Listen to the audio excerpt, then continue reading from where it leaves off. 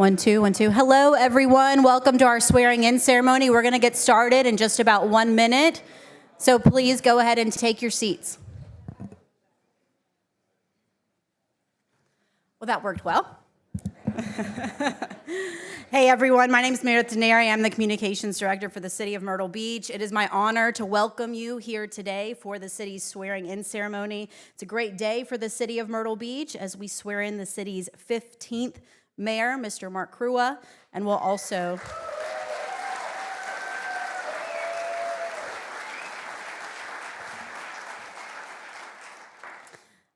be swearing in 3 city council members. First, Jackie Hatley.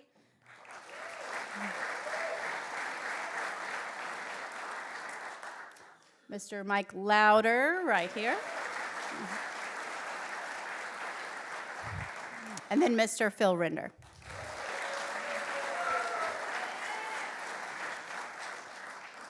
We are streaming live on the city's YouTube page right now, Myrtle Beach City Gov, if you know of anyone at home who would like to watch live from wherever they are.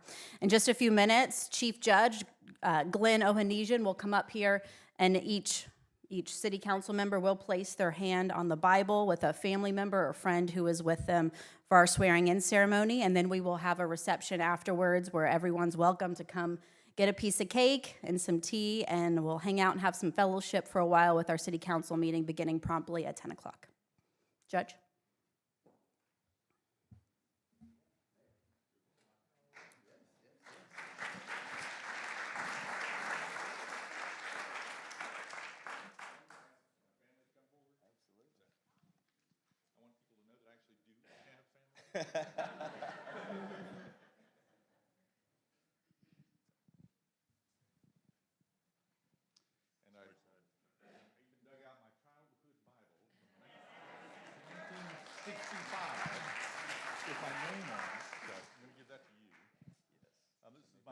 Matt, my sister Lori, and her husband Scott. They're all from Raleigh, and they're down here.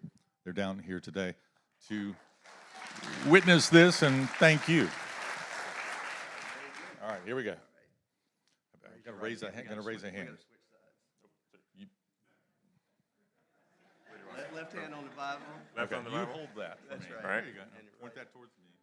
No, towards me. That. Yes. There we go. All right. Here we go. Yes. I haven't done this at all. You repeat after me. I do solemnly swear. I do solemnly swear. That I am duly qualified. That I am duly qualified. According to the Constitution. According to the Constitution. Of this state. To exercise the duties. To exercise the duties. Of the office. To which I have been elected. And that I will. And that I will. To the best of my ability. Discharge the duties thereof. And preserve. Protect. And defend. The Constitution of this state. And of the United States. As mayor of the city of Myrtle Beach. As mayor of the city of Myrtle Beach. I will equally. Fairly. And impartially. To the best of my ability and skill. Exercise the trust. Reposed in me. And will use my best endeavor. To preserve the peace. And carry into effect. According to law. The purposes for which I have been elected. So help me God. Thank you, Chief Judge. Thank you very much. Congratulations.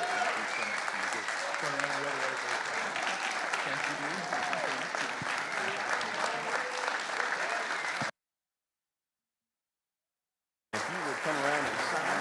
Okay. I'm going to park that there. Thank you.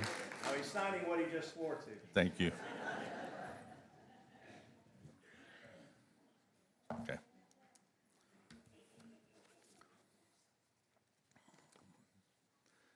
I've spent a lot of time in this room.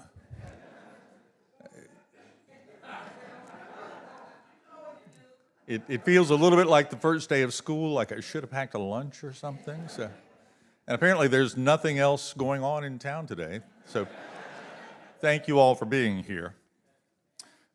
Today we're gathered to put into effect, begin the process of reimagining Myrtle Beach and bringing your hopes and dreams to life. This is only possible through the hard work and efforts of the volunteers, the voters, the residents, and the businesses. Your support, your belief is what you're seeing here today. Our window opens today to support the future that we talked about during the last 7 or 8 months. And that's what we're here today to begin. A big thank you to Brenda and Greg for their service to the city of Myrtle Beach. Few people have the chance to serve, to shape the future, and it's a very serious and heavy obligation and opportunity as well. The conversations we began during the election need to continue. City Council will do our part to hear the residents and the businesses, and if we fall short, I'm counting on you to speak up and tell us where we fell short. Let us know whether we're doing a good job or a bad job along the way, please. Again, thank you for your role in making this possible. Your contributions, your dreams are manifest here today with the oaths of office for these 4 new city council members. So let's do this, Myrtle Beach. Thank you.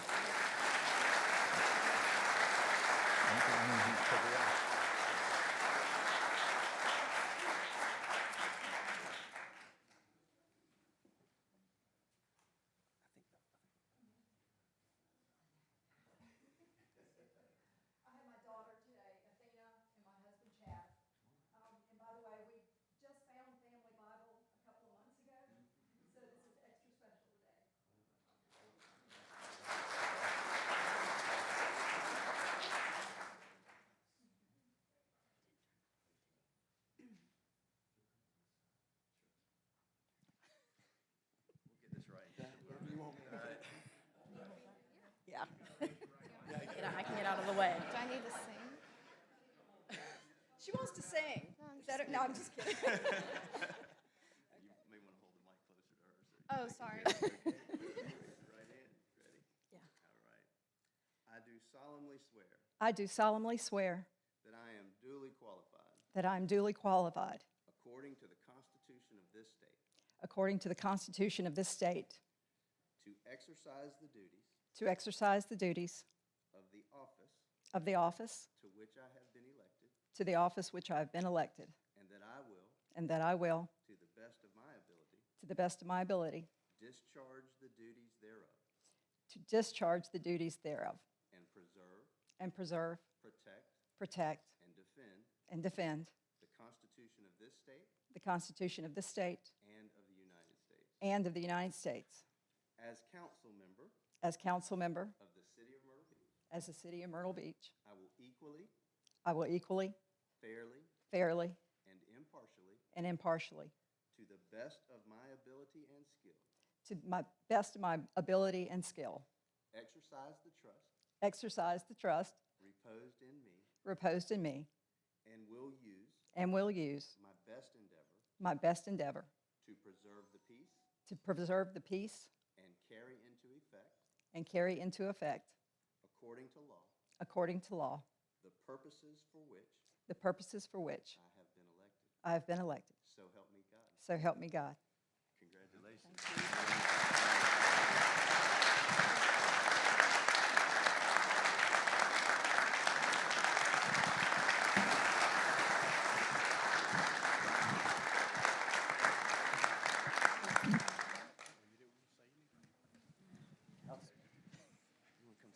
Anything you want to say?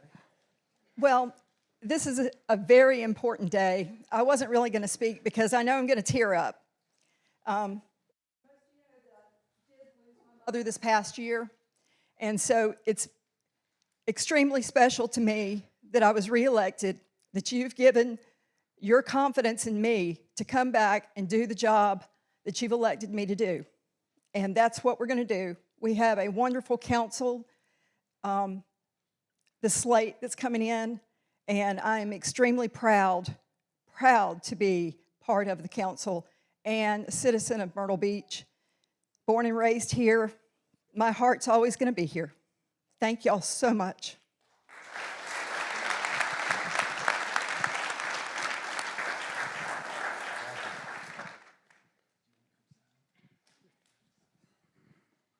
As we get ready for Mr. Louder, please make sure your cell phones are on silent. Thank you.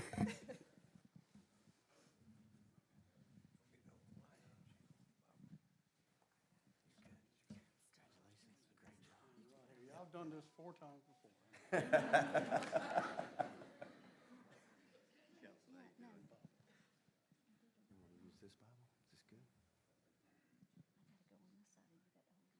If it makes you happy, that's fine. Happy wife is a happy life. Amen. Amen. All right. Good morning. I just want to introduce my longtime friend, the Sheriff of Overy County, and it's a pleasure for him to be here with me this morning. And of course, I hope by now most of you know my darling wife right here, Miss Patty. Okay. I think we're ready, Judge. All right. Wonderful. Wonderful. I do solemnly swear I do solemnly swear that I am duly qualified, that I am duly qualified, according to the Constitution according to the Constitution of this state, of this state, to exercise the duties to exercise the duty of the office of the office to which I've been elected, to which I've been elected, and that I will, to the best of my ability, to the best of my ability, discharge the duties thereof, discharge the duties thereof, and preserve, protect, and defend the Constitution of this state Constitution of this state and of the United States. and of the United States.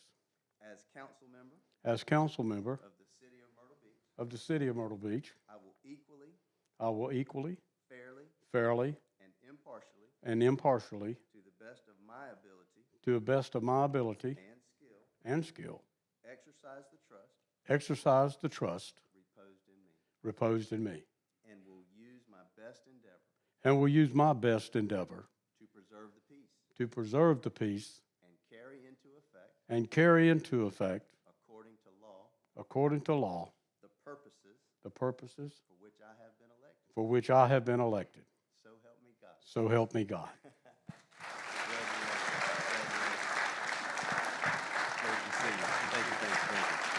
Congratulations.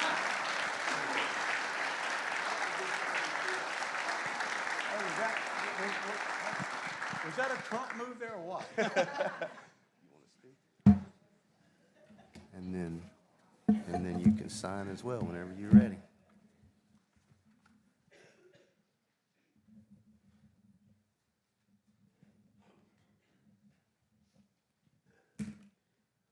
Good morning, everyone, and thank y'all so much for being here today. I will tell you that I have been truly blessed in this community. You know, every last couple times when you run for re-election after you've been a member of council for a while, you always think, well, are they willing to put that trust in me one more time? And truly blessed that the voters of this community, the residents, decided to give me that chance one more time, and I've never been so blessed in my life. I am truly excited to be here today for the, how do I say this and not step on any toes, for a different approach.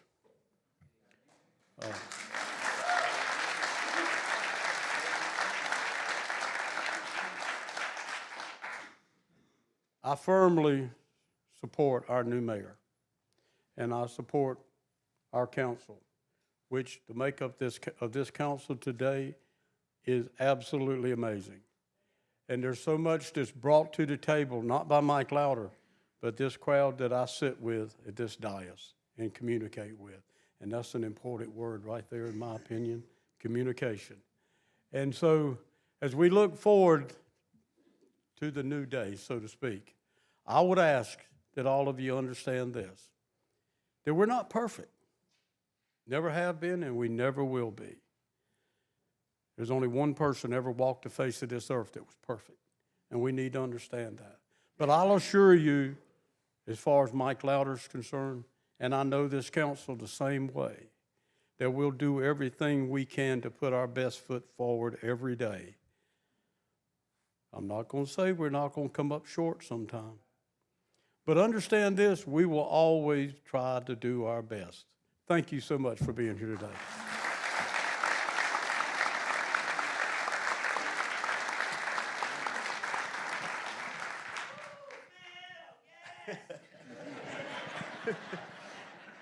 Judge, thank you.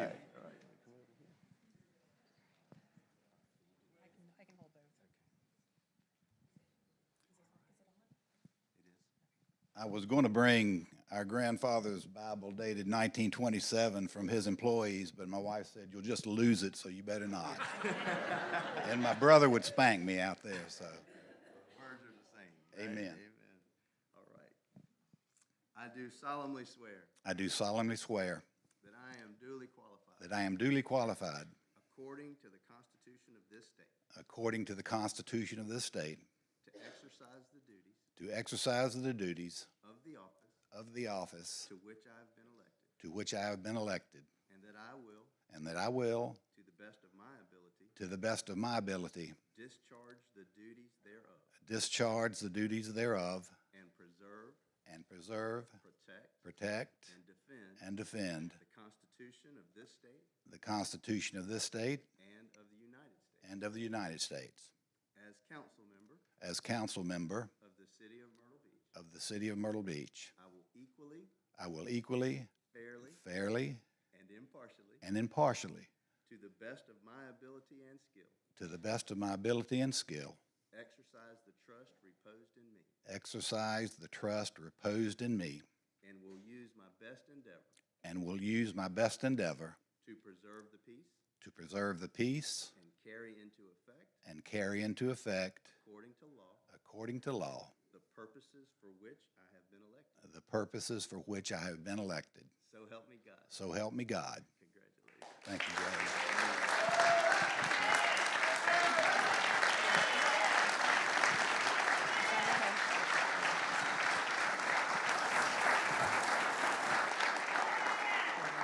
I'll get it.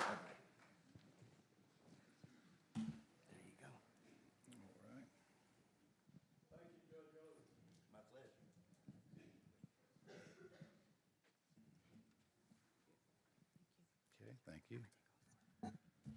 All right. And again, thank you, folks, for coming out on this chilly morning. So many friends and family.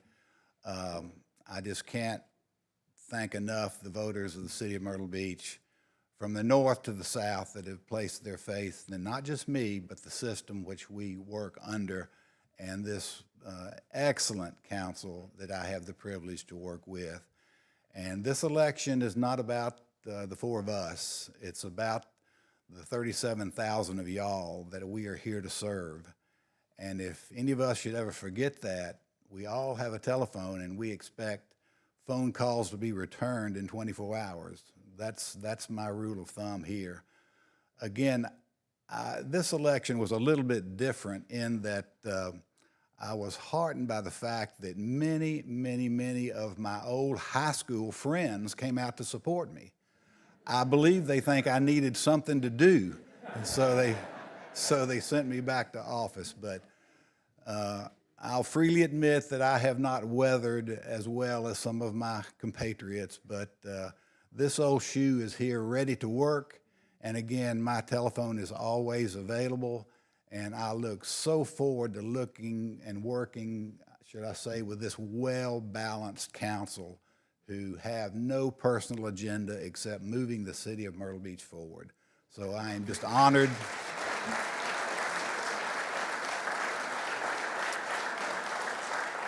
I'm just honored to be one of 7, and my second or third term in office. A learned, respected gentleman in Myrtle Beach sent me a note, and he said, "Dr. Render, you speak the least, but you often say the most." And that's the modicum I'll follow. So thank you very much.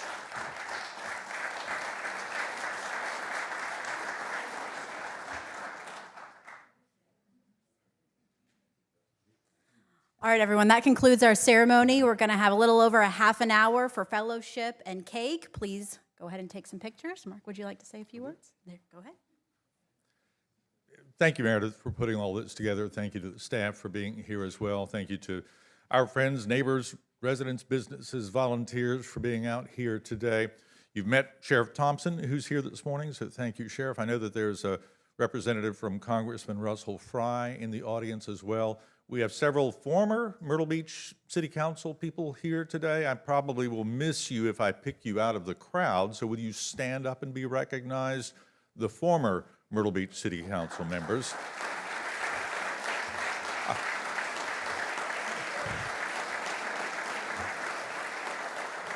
Greg Smith is former by what, 20 minutes now, I think. So, but also Chuck Martino, Mary Jeffcoat, Wayne Gray is here, and then we also have Terry Springs, the widow of former Mayor John Rhodes, here today. So thank you. Again, thank you all very much. We're going to cut some cake and enjoy this, but I'm thrilled that you're here. 2026 is finally upon us, so thank you.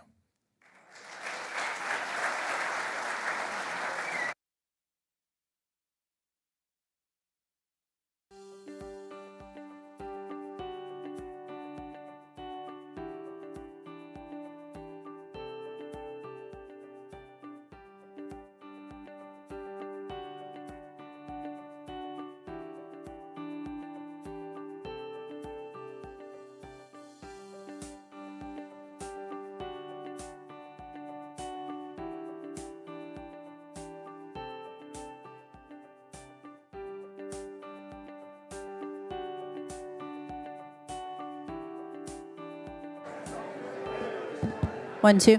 Really quick, we forgot the most important part. If our new council members could please come take a picture with the cake, and then all 7 city council members, please come take a picture together.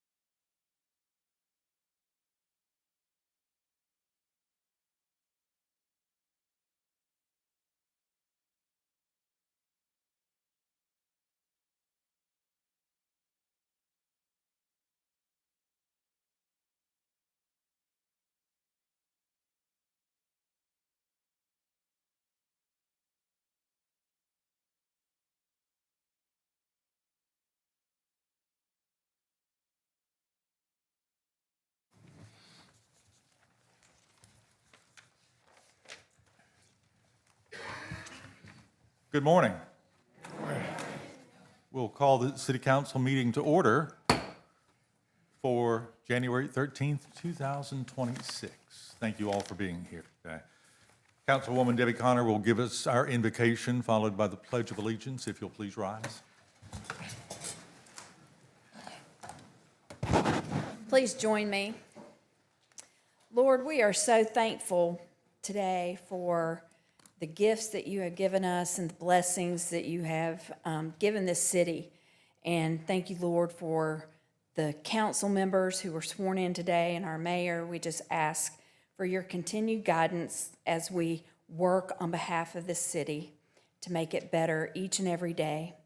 Lord, you know, when we gather here to render our public service, we ask for your divine wisdom, your insight, and allow us to perform our civic duty in such a way that we serve you in such a positive way.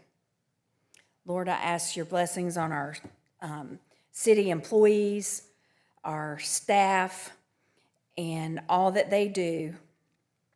And they work so hard each and every day, most of them without ever being recognized for it. And Lord, today we just want to thank you for each of them and their families.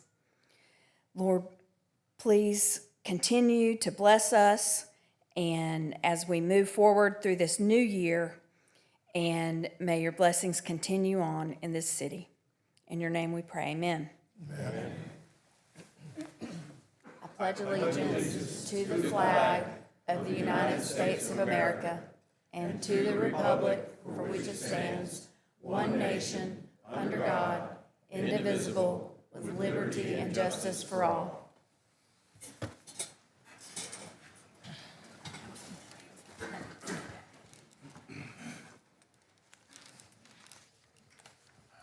Approval of the agenda today, please. Is there a motion? Mr. Mayor, So moved. Mr. Mayor, request sir. that item motion 2026-3 be moved to the first item on the regular agenda. That's the appointment of a mayor pro tem for the next 2 years. So we'll move that up to the beginning of the agenda. Any other changes? I would like to ask for continuance on motion M 2026-17 to reappoint 3 members to the Community Appearance Board. And reason being, I think we do have some other applications that came in that we do not have before us, so we could not make a good decision today on this, I don't think. So, Okay. Any objection to continuing that item? No. Okay. All right, so we have a motion to move the appointment of a mayor pro tem to the top of the agenda and to continue motion 2026-17 to the next meeting so that we can see additional resumes for the Community Appearance Board. All those in favor of the agenda as presented? Aye. Aye. Yeah, let's get a first and second. Okay. It's new. May we have a motion for the agenda as presented? So moved. Second, and then a second. And a second? Second. All those in favor, please say aye. Aye. aye. Who was that first? Who was the first? Phil? Second. And Mike? Mike, louder? Yes.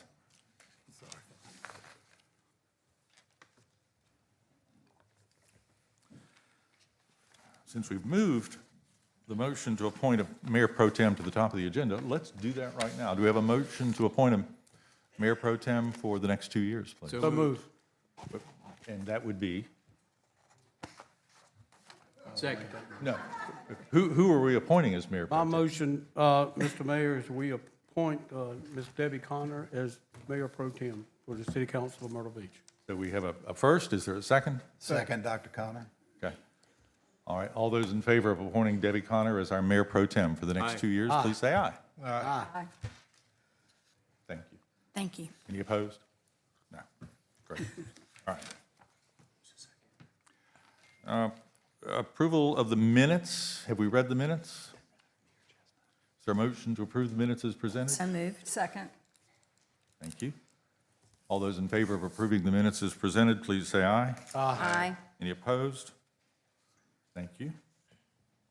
Public requests, presentations, awards, and memorials. We have a proclamation for the Myrtle Beach Rescue Squad to begin things. Meredith?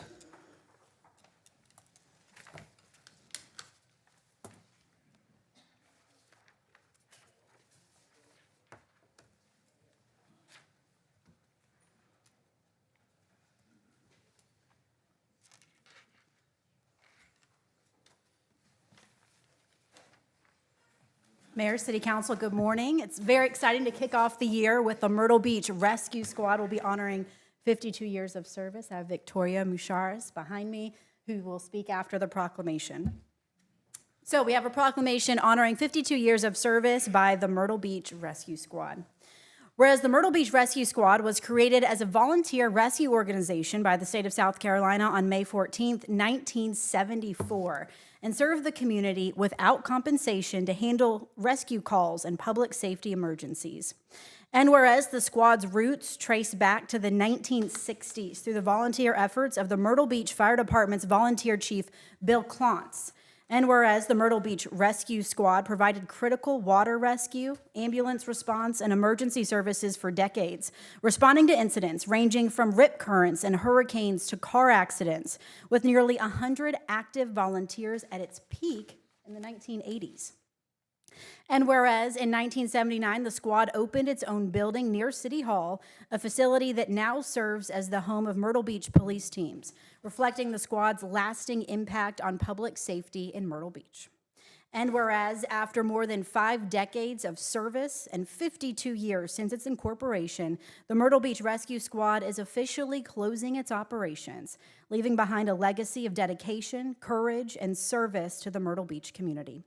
Now, therefore, be it proclaimed that the Myrtle Beach City Council hereby recognizes, honors, and thanks the Myrtle Beach Rescue Squad and its many volunteers for 52 years of faithful service and safety contributions to the city of Myrtle Beach. Signed and sealed this 13th day of January 2026. Thank you very much.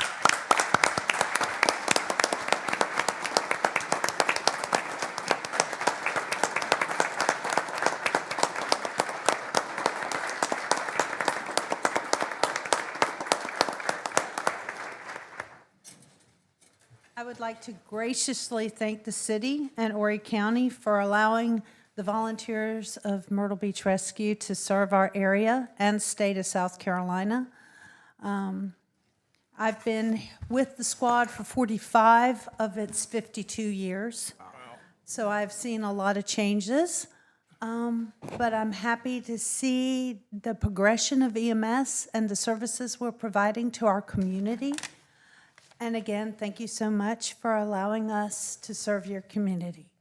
These are some of our life members and current members, previous chiefs, and again, we thank you so much for recognizing our squad. Thank you for 52 years of service. That's amazing.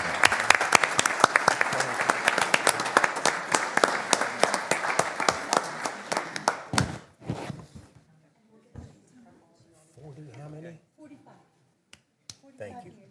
Thank you. I was one of the babies. I joined in 1980.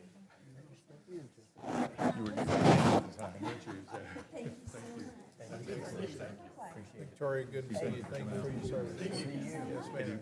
Appreciate all y'all do. Thank you. Thank you, sir. Hey, Duke, good to see you, brother. Yes, sir. Yes, sir. Good to see you. Hey, good to see you, dear. Yes, ma'am. Hey, Books, good to see you, brother. Thank you. Yes, sir. Thank you. Thank you, sir. Yes, sir. Thank you. Thank you, brother. Good to see you, man. Yes, sir. Hey, I'm trying to get it like that, man. I need to know the secret. Hey, brother. Yeah, I'm here. Yes, sir. Good, good. Good to see you. Yes, sir. Good to see you. Yes, sir. Yes, sir. Hey, man. Good to see you, man. Yes, sir. Thank you. Good, sir. Thank you, sir. Yes, sir. Yes, sir. Thanks for being here, sir. Thank you for coming. Long time. Thank you. Long time, sir. And I remember when the rescue squad was in the building next door here at City Hall for many, many years. So thank you again for your service. We now have an MLK breakfast holiday update from the MLK, the Martin Luther King Jr. Committee.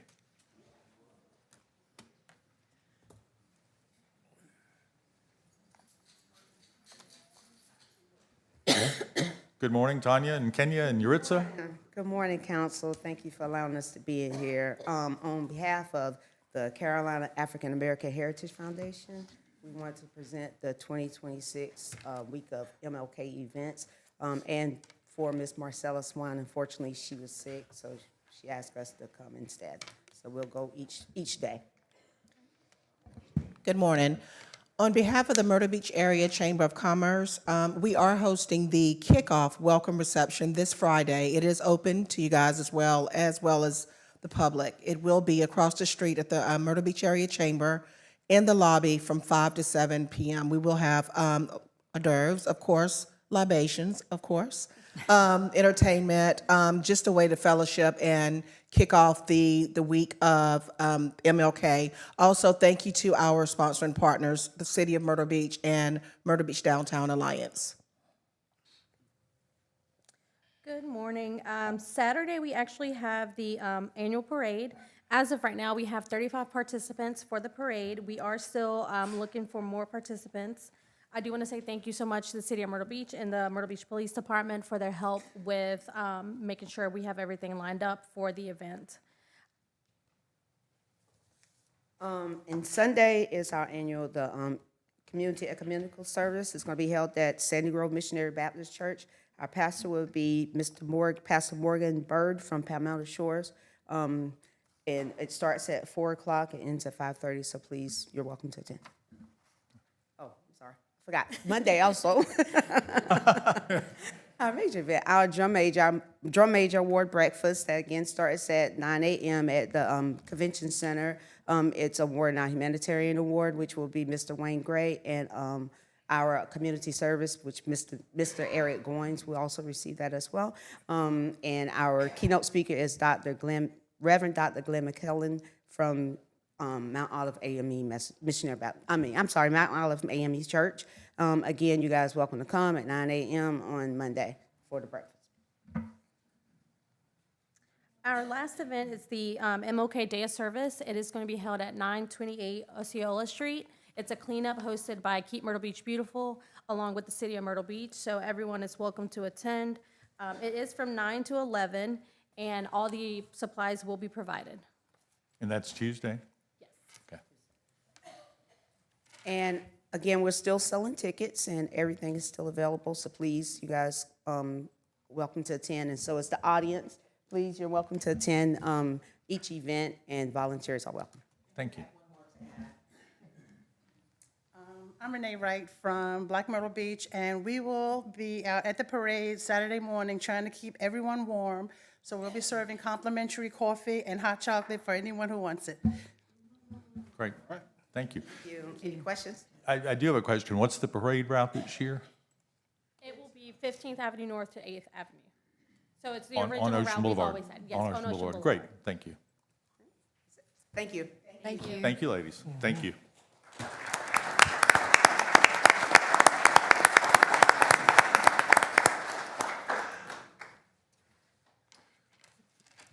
We have Terry Springs in the audience for an update on Savannah's Playground. Mayor and council, it's nice to be back in this room again. People do not decide to become extraordinary.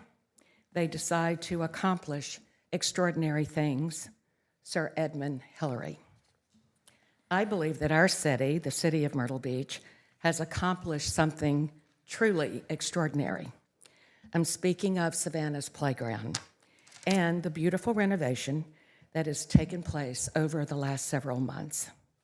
I'm happy to report that the playground should be complete around the 1st of February, and I'm excited, very excited for the grand reopening. I would like our mayor and city council to know that with the blessing of Savannah, her parents, and the board members, I have now officially closed the Savannah's Playground account at South Atlantic Bank. Through the generosity of so many people, the remaining $100,000 plus that was in the account was used to purchase and install 3 new pieces of equipment. They include a We Go swing that is designed for children that use mobility devices, in other words, children in wheelchairs. And this swing is not a cage. Like all other companies, these children will not be put in a cage. A flex swing, which is a unique swing that allows the children to lie down and swing together, and it will accommodate 2 or 3 at a time. Also, a communication board, providing nonverbal children a way to communicate and connect while they're on the playground. One of my long-standing goals has been to provide shade for the children and the families who use Savannah's playground. And to accomplish this, I reached out for help to my city of Myrtle Beach and council, the state of South Carolina, and I hope he's still here, Mr. Buddy Stiers. I was absolutely thrilled to learn that the city was successful in securing and providing funds not only to install the sunshades, but also to replace the very worn and very much needed turf surface. There are so many people and organizations to thank. First of all, the city of Myrtle Beach, the state of South Carolina, Myrtle Beach Parks and Recreation. I cannot thank them enough, especially Dustin Jordan and J.C. Blackhurst. And I want you to know they have a very incredible team. And then there's Ed, our friend at Carolina Parks and Play. If you ask Ed, he will be the first to tell you that when the city of Myrtle Beach built the first inclusive playground of this size, it launched a wildfire. It had never been done before. Savannah's playground has not only inspired others throughout the state of South Carolina, but across the country, and believe it or not, around the world. There is a Savannah's playground in Germany. This playground may have begun as one man's dream, a dream that he never wanted his name attached to, but it truly does take a village. And I am here today to say thank you to that village and to ask you to please take very good care of the heart my husband left behind. Thank you, Mayor Crua and City Council. Thank you, Jackie.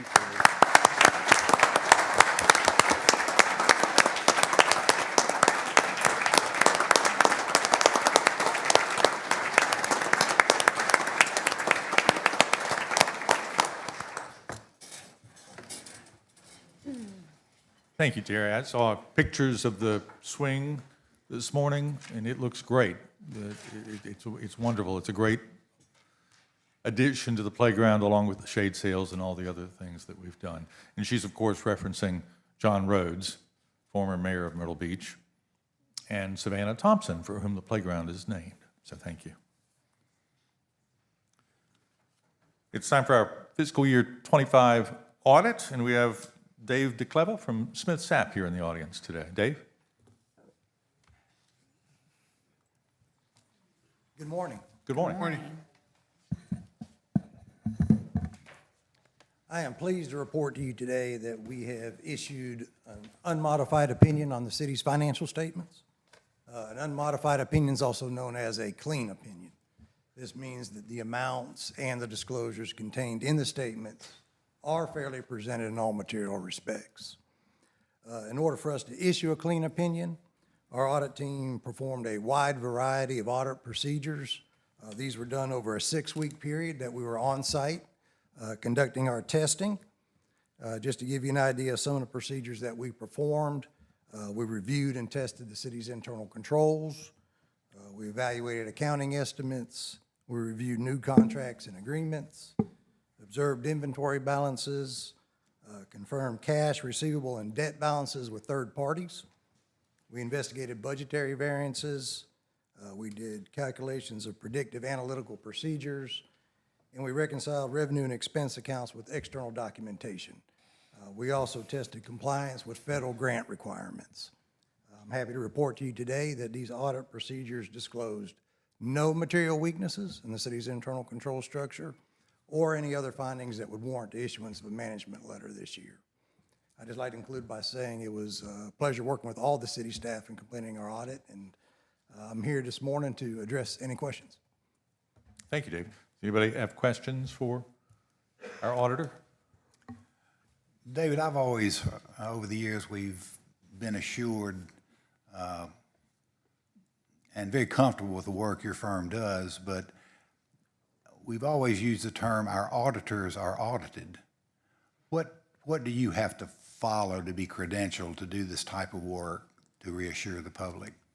In accordance, we're members of the American Association of Certified Public Accountants. As part of that membership requirement, our firm undergoes an external peer review of our accounting and auditing practice. That's done every 3 years.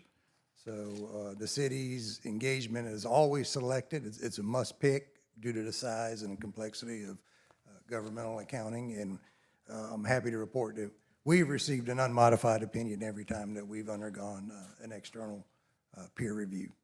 Excellent. In addition, the GFOA reviews the city's financial statements annually and issues a certificate of achievement, which I believe the city's received for at least 40 years.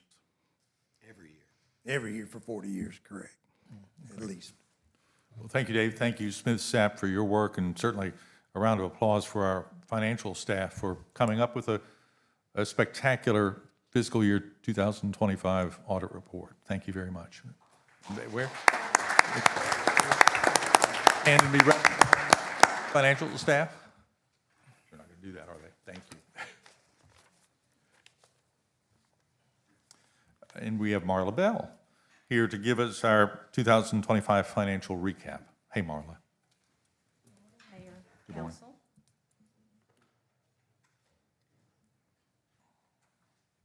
I'd like to start out going over our governmental fund balance. At June 30th, the city's governmental funds reported a combined fund balances of $251 million. That's an increase of just under $53 million in comparison to last year. The fund with the largest growth in fund balance was our convention center fund at $20 million, and that was due to our facade funding. Next, our oceanfront TIF had an increase of $16.2 million, and that was debt funding from the A&I infrastructure improvements for downtown. Followed by our hospitality funds that had a $9 million increase in fund balance. $3.2 million of that was attributable to the settlement with the county. At year end, the city had $298.5 million in outstanding bonds and notes payable, compared to $279 million last year. Additions to debt were $36.5 million hospitality pledge LOBs, and the bulk of that was funding for our Myrtle Beach Convention Center facade and the $16.5 million for our downtown infrastructure. So we retired approximately $17 million in principal in fiscal year 25. Our general government revenues in 25 came under just $294 million, an increase of 16.7% over the prior year. Our property taxes increased, as you can see, 10.6%, up $5.8 million over the prior year. We had increases in our stormwater fees, a 23% increase due from the rate study, and we're on our last year in that rate study. We also had increases in intergovernmental revenue, $17.8 million of that for the Ocean Outfall Project and $10 million in state proviso for the downtown improvements. The growth you're seeing in our miscellaneous, the largest contributor there, as I mentioned previously, we had the hospitality tax settlement with the county for $3.2 million. We had the hospitality Airbnb settlement for $5.7 million, and we had growth in our hotel ground lease payment. And if you'll take a look at the graph in the bottom corner, if you add our business license revenues with our tourism revenues, you'll see that 45.8% is highly influenced by tourism.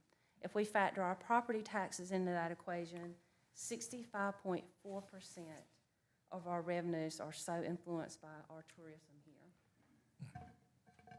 Looking at our general government expenditures by division, our expenditures are up in comparison to '24, and that's largely attributable to our 5% cost of living adjustment that we gave our employees. Our capital outlay was up, and that's mainly due to a lot of the projects we had going on. Our 24th Avenue North Ocean outfall, we had city service renovations, we had Fire Station Number 3 expansion and reno, we had A&I district revitalization, and parking structure improvements at Market Common. Our debt service was up by the '24 hospitality bond for the convention center and downtown improvements. And this was the first year where we had a full payment on our '23 stormwater SRF and our '23 stormwater and hospitality bonds. Next few slides, we're going to talk about the city's general fund, which is our chief operating fund for the city. At June 30th, the general fund balance was just over $50 million, a 39.8% of recurring expenditures. The general fund unassigned portion or component of fund balance was just over $46 million, which is 36.6% of recurring expenditures. So fund balance was up 12.8% over FY24 and a staggering 54% over FY21. Taking a look at our general fund revenues, our total revenues in the general fund were up a little over 1% compared to prior year, $139 million. Our property taxes were up, our permits were up, fines and forfeitures were up over prior year, and our charges for services were up as well. If we summarize this, the largest components of general fund revenue are our property taxes at 26%, our business license at 27%, and tourism transfers at 28%.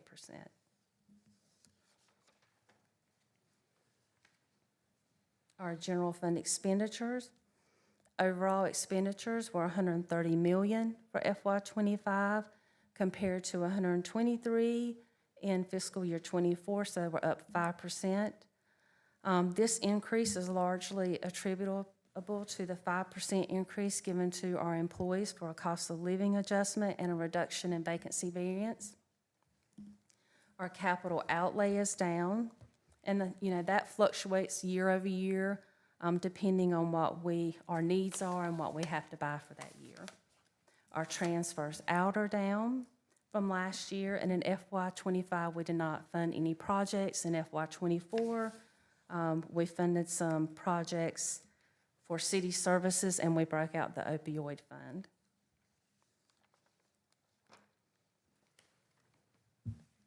Our tourism revenue fund highlights.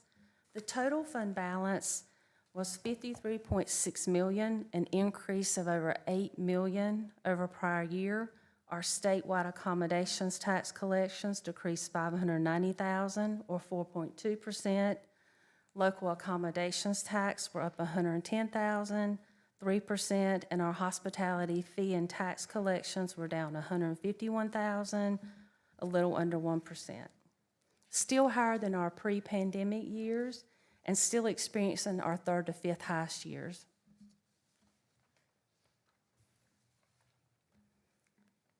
In our capital projects fund, our total fund balance came in at $32.5 million, decreasing a little over $2 million from the prior year. This decrease is a result of some of the projects such as the citywide paving and sidewalk improvements, our Fire Station Number 3 renos and new construction, Market Common parking, and city services and city hall annex renovations. Our enterprise funds are comprised of our water and sewer, solid waste, and parking utility. The city's net position from enterprise activities increased year over year, $9.4 million, 7.6%. Our combined operating revenues for the business type funds increased $2 million or 4.2%. Combined operating expenses increased 4.9%, $2.5 million. I wanted to point out here our overall net position as I just mentioned, increased 9.4 million. A lot of that was attributable to our water and sewer fund because of the capital contributions from our developers. Our solid waste, the revenue's down there because we temporarily closed our solid waste scale house as it was being replaced for non-city waste. And in the parking fund, we're seeing the same trend there that we saw in some of our other tourism-related revenues, an increase of 1.1 in net position. Any questions? Thank you, Marla. Council, any questions? I've got a question or two. And again, I would appreciate if I could have a paper copy of this at some point. Excellent information, but as you folks as we began to plan the budget upcoming, what concerns me is not the past here, but what many call the K-shaped recovery we're in. In other words, you have the wealth effect of that top 10 or 20% that do fine, but are our patrons that are coming to Myrtle Beach in the coming year, will they be affected by that down slant of that K curve? And do y'all make plans for that possible interruption in tourism revenue, which makes up a great deal of our incoming monies? We do keep a strong fund balance to prepare the city for any decline in tourism revenues. But what do you use as a reference?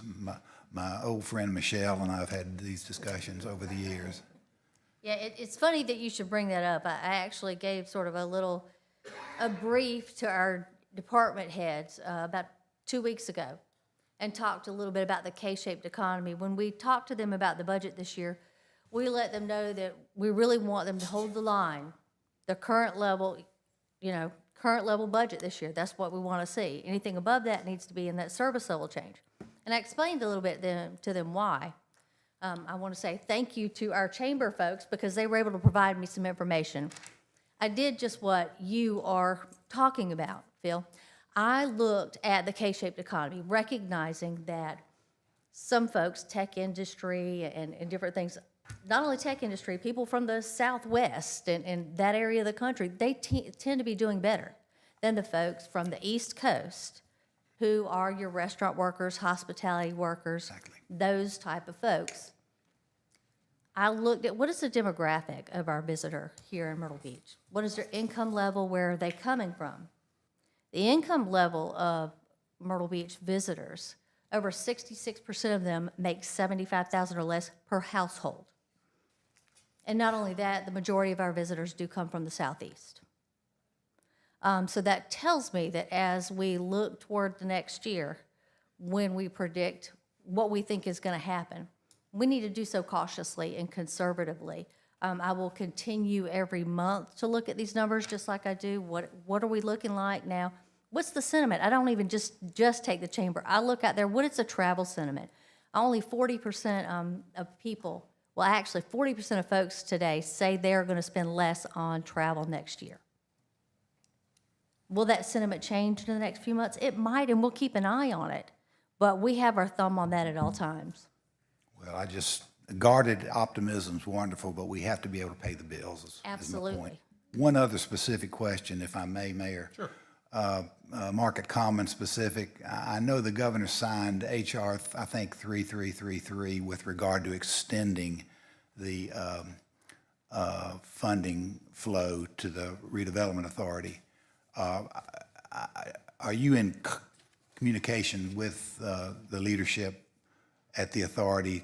I mean, how long will that last? I've seen through 2040, and that funds projects that the city mainly enjoys in Market Common. Is there a firm footing as to where we are on HR 3333? We are currently discussing that. I know that Fox and Brian and I have had some conversations, plus we're talking with our bond counsel about what we can do to continue to capture that assistance here for Horry County through the RDA.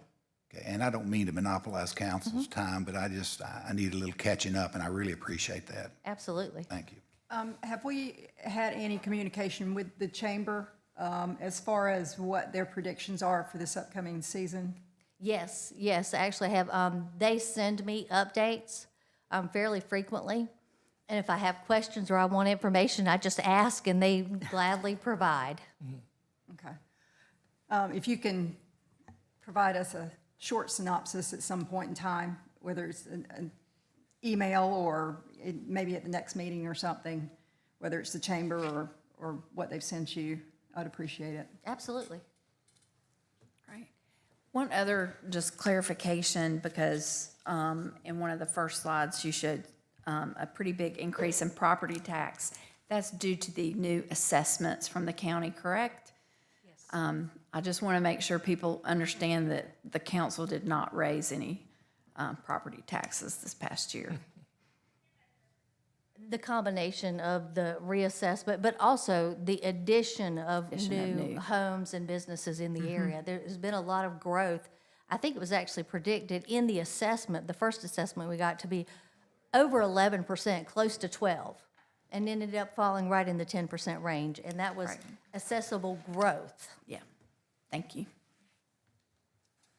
Thank you. Anybody else? And again, these are numbers as of June 30th, 2025. So we're 7 months into the new fiscal year at this point. So thank you.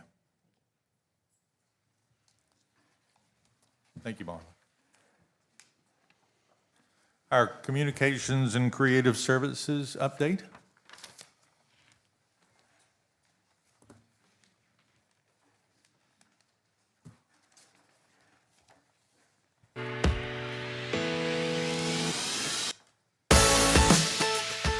Hey City Council, Patrick Lloyd here with your Communications Update.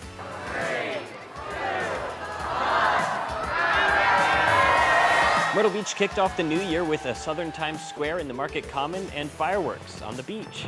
Happy New Year. People packed Warbird Park to attend the groundbreaking ceremony for the Vietnam Veterans Memorial. This new addition will honor all of those who served in the Vietnam War. Thanks to everyone who showed up. Speaking of the memorial, the public has asked for ways to make donations to the memorial's construction, so the city is now accepting memorial donations, specifically to pay for the life-sized soldier statues. All donations are tax deductible. You can donate by credit card by using this link online, or drop off a check or cash to City Hall. Crews are hard at work removing Christmas decorations from the boardwalk and promenade. The removal process takes about 3 weeks, but Christmas lights are a year-round operation. The lights for the 2027 display will already be ordered by this summer. Thanks to our hardworking city team for helping to make the holidays special here in Myrtle Beach. A new sidewalk is coming to 3rd Avenue North. This will increase walkability in the downtown area. Savannah's Playground is on track to reopen in the coming weeks as the renovations wrap up. Crews are making some of the final touches. We can't wait to welcome kids back to the park. Looking ahead, Grand Strand Freedom Week events kick off Friday for Martin Luther King Day. The parade takes place Saturday morning at 10 along Ocean Boulevard from 15th Avenue North to 8th Avenue North. The Myrtle Beach Ice Hockey Firefighters take on Coastal Carolina University's ice hockey team at the Florence Center at 2 p.m. Saturday, January 17th. All proceeds go to help support life-saving firefighter cancer screenings. The MBFD is also selling t-shirts right now for $25, and these sale proceeds will also go toward firefighter cancer screenings. Runners will put their strength to the test in the first ever Myrtle Beach 24-hour endurance run. From 8 a.m. on January 24th until 8 a.m. on January 25th, they'll run as many loops around Grand Park Lake in the Market Common as they can. The race is sold out, but if you want to come by to cheer on the runners, feel free to stop by. And the Oysters and Art Festival returns Saturday, January 31st from noon until 4 at the parking lot behind Grand Strand Brewing Company. Tickets are $5 and proceeds benefit the Franklin G. Burroughs Simeon B. Chapin Art Museum. That's all for now. Hope you have a great rest of your week. Thank you very much. Council, anybody going to enter the 24-hour run? That would be a big no. I was planning on doing it. Okay. Patrick's going to represent all of us. Patrick will, I'm sure, so thank you. Non-agenda items from the public, Ms. Atkins? Yes, Your Honor. We have 3 that signed up. Ann Dunham.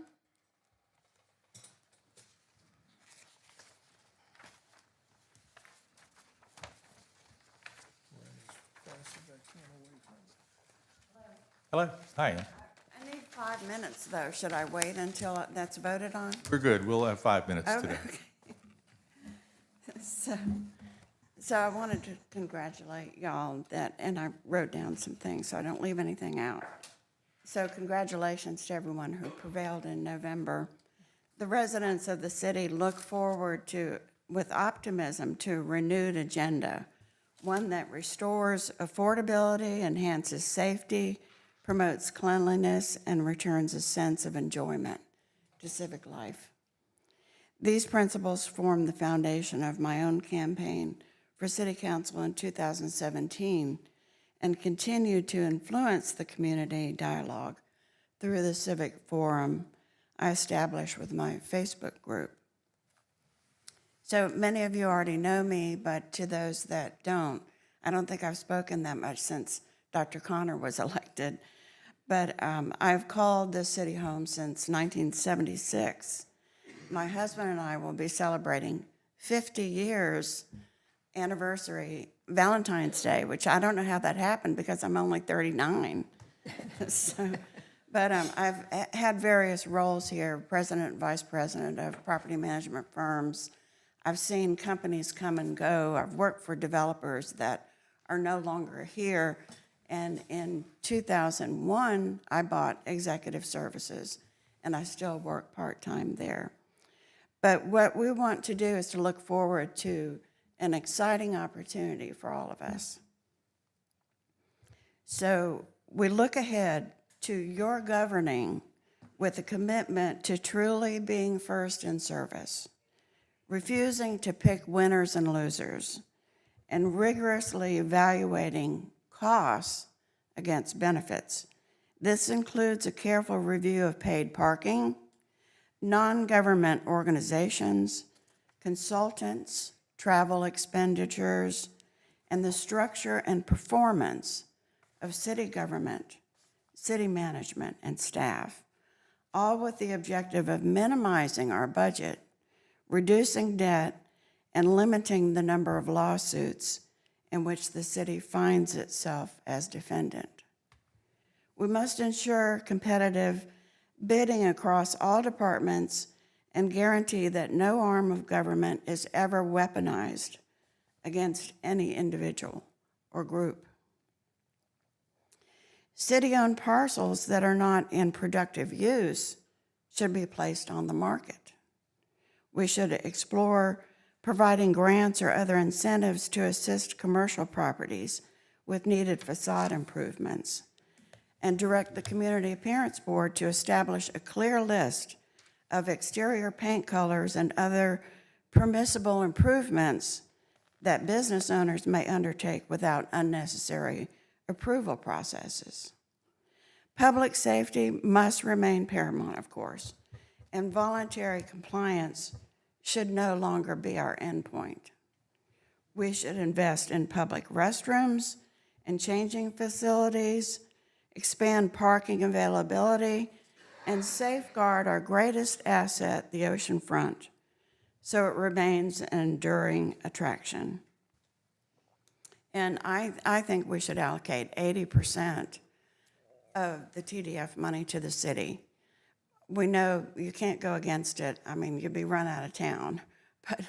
But 80% needs to go to the city. It's not working. It never has worked. I've talked about this 8 years ago. Further, smart city initiatives should be halted, and the costs and benefits of the Living Lab, along with the practice of providing city data to domestic and foreign firms, must be carefully reevaluated. We should simplify the FOIA process and the fee requirements like they used to be. Finally, we should consider engaging an independent consultant to competitively shop city services and conduct a thorough audit of our processes and procedures. How is it really like when you have someone come here and say, I want to operate a business, what do I need to do? How easy is it? So by constructing this meeting agenda that we have before us, you've begun your service this year in a very positive note. And I think we're all encouraged that things will be improving and that we'll work together, all of us here. And we also recognize that it's easier to be here than it is up there. So thanks a lot for everything you're doing. Thank you, Ann. And we've talked about some of those issues for the last several months, and as City Council and staff put together a budget in coming months, we'll talk more about some of those issues. So, Chuck Martino.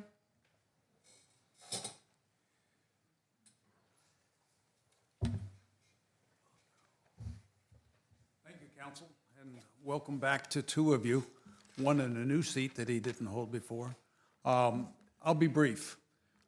First thing I'm going to ask you all to consider doing is at some point is add transparency back into information that you provide to the public.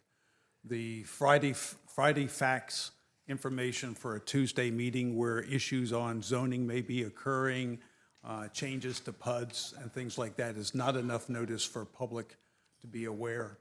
The requirements for FOIA, by the time we can get the documents from our city through a FOIA request, the meeting is already held and the vote is already taken. All right, that's an injustice. The last thing I'm going to ask you to consider is adding an executive session item on a personnel issue that I do not want to go into elaboration, obviously, here from the dais, but it would be with council only, no staff. Thank you. thank you, Chuck.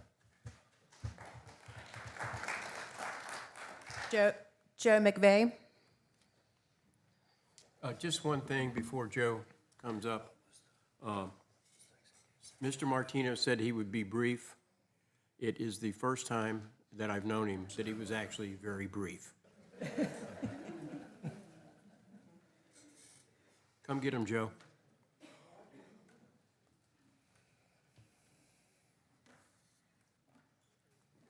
As you can see, I've been slowed down by a couple of different problems I have physically, but mentally, I hope I'm still here.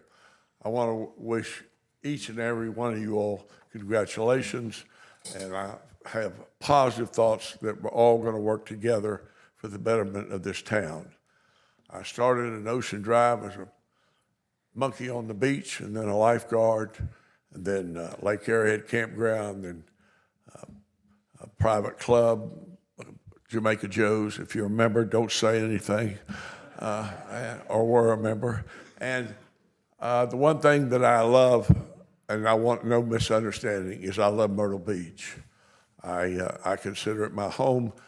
When I would go back home to West Virginia, I was like a hero. You know, man, you live at Myrtle Beach? God, that's something.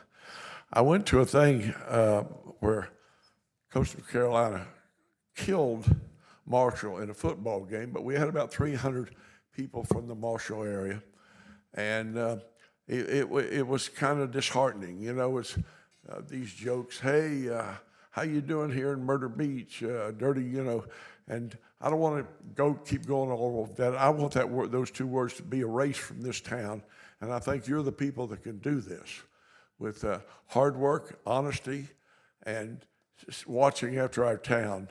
I was at a presentation when the police department talked about how difficult it is to get policemen. And when I was a kid, hell, everybody wanted to be a policeman. But then I listened to these guys. You guys got a tough job filling these positions, a real tough job. So I want you to know you have my patience. The first question was, did you ever smoke marijuana? Well, I failed that one immediately. I could never have been a policeman. And they said 50% of the people that took the test said that they had, at least in high school, tried it. And they have a difficult time.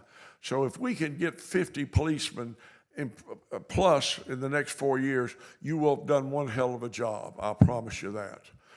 I'd like to see electric signs without continuing to refer us to North Myrtle Beach, but they have these signs coming into the town that shows activities for tourists and residents who go in and out of our town, and information signs. And I think we can certainly afford them, and there's great places we can place them.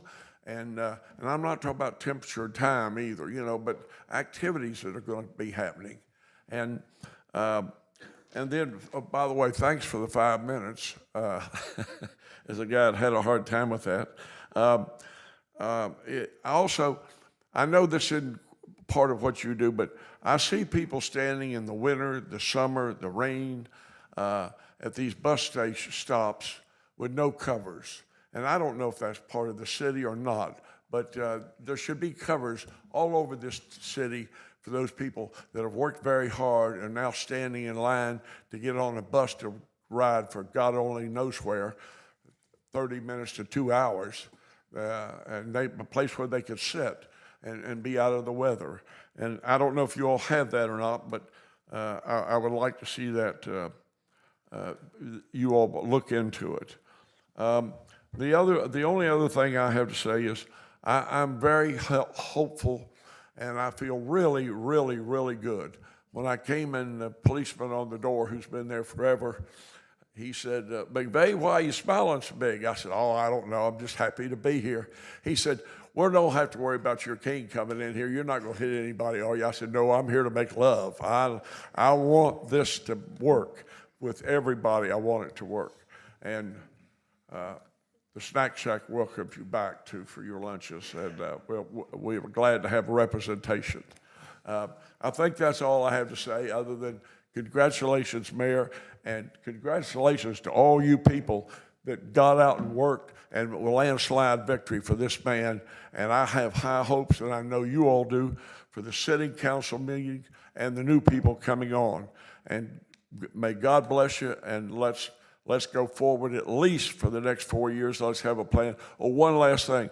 I'm a stockholder in a very large restaurant that has a national reputation. And these chamber numbers I hear, you know, I've never agreed with any one of them, but our business was off 14% this past year. But it's okay because my landlord tripled my rent. So that's Myrtle Beach. But thank you, Mayor, and thank you, council members, and let's go get them. And Mike, I'll see you at lunch, okay? All right. Thank you, Joe.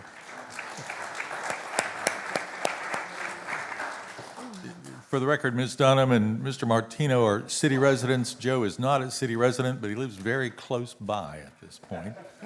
And I have a meeting scheduled with CoStar TA later in the week, and we'll add that subject of bus shelters to the list of things we talk about with CoStar TA. Thank you.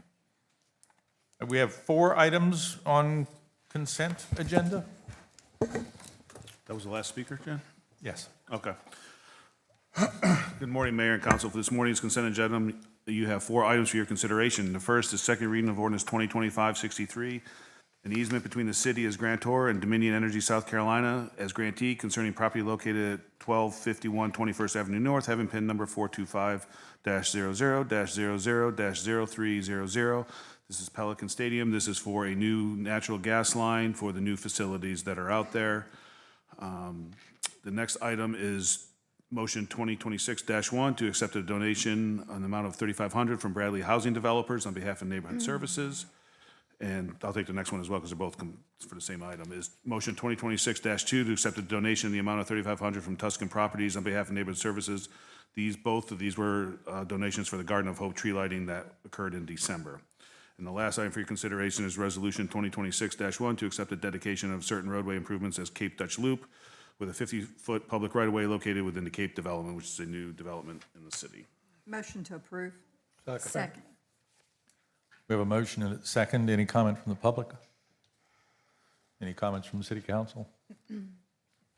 All those in favor, please say aye. Aye. Any opposed? Passes. Moving to the regular agenda, please. Jennifer, ordinance 2026-1. First reading of ordinance 2026-1 to amend Article 1, Division 2, Section 2-43 of the Myrtle Beach Code of Ordinances to allow 5 minutes of public comment per person during city council meetings. Thank you. I guess I'll take this one. Historically, for the last several years, we've allowed 3 minutes per person at the council meetings. There's 30 minutes allotted for public input. 3 into 30, there are 10 people that could have spoken under the old rule. We rarely have 10 people speak. As you saw today, people are capable of keeping their comments within 5 minutes. 5 minutes gives them a little more room for thought. We're here to listen to the ideas that the public has. We thought it would be a fairly simple amendment to allow 5 minutes for talk. Council, is there a motion for 26-1? Motion to approve? Second. Any discussion from council? Yes, sir. The rules of decorum? I'm sorry? The rules of decorum for this? I'm open to discussion on the rules for decorum. Go ahead and explain where you're coming with this. So I know, but Council wants to change the 5 minutes. There's also that Resolution 2018-9 of Rules of Decorum where it also says 3 minutes are in there in the Rules of Decorum. Yes. And it also says, this ordinance also eliminates the need for, identifying a city resident or non-city resident. And that's also in the Rules of Decorum. A resolution is one reading. This is an ordinance which will require 2 readings. So assuming this passes today, at your next meeting in the 27th, you're going to have an amendment to change Resolution 2018-9 so we don't have a conflict. correct. And I'm good standardizing That's it with all. 5 minutes across the board if council is. Fine. Great. And we did keep city resident versus non-resident, but we, as part of the conversations over the last several months, people felt uncomfortable having to give their actual street address in this sort of setting. So we still would like to know whether you're a city resident or not when you speak. Mayor, I would like to recommend that people still sign in with their address, but it not be spoken publicly. I agree. I think a lot of people do not want to say on the YouTube channel or whatever their public address, but I think it would still be useful for council if we wanted to follow up with someone that we do have an address. So perhaps that is giving their address in written form when they sign up, but not having to state it at the podium. That's acceptable to me. Do we need to make an amendment to this? Well, it wasn't in the, it's not in the code, which is what this one does. And I think the form requires a street address, so that should take care of itself. Yeah. Yeah, the form does have a street address, I believe, on it. It does. And a phone Code number. doesn't speak about, I think, I have to go back to familiarize myself with the rules of decorum again. I don't know that much detail of it. Any other council thought on that? No. If we need to adjust it later, we can. Any comments from the public on this? While Chuck is coming up here, Mr. Mayor, the request that Ms. Connor has, that can be included in the second reading instead of doing an amendment It can be. today. Good morning, Alex Fogel, city resident. I just have a question that, in reading the ordinance here, it's speaking to non-agenda items in the 5 minutes. Is it also going to include agenda items if we're speaking on those? It does. That's what we're talking about, standardizing it across the board, yes.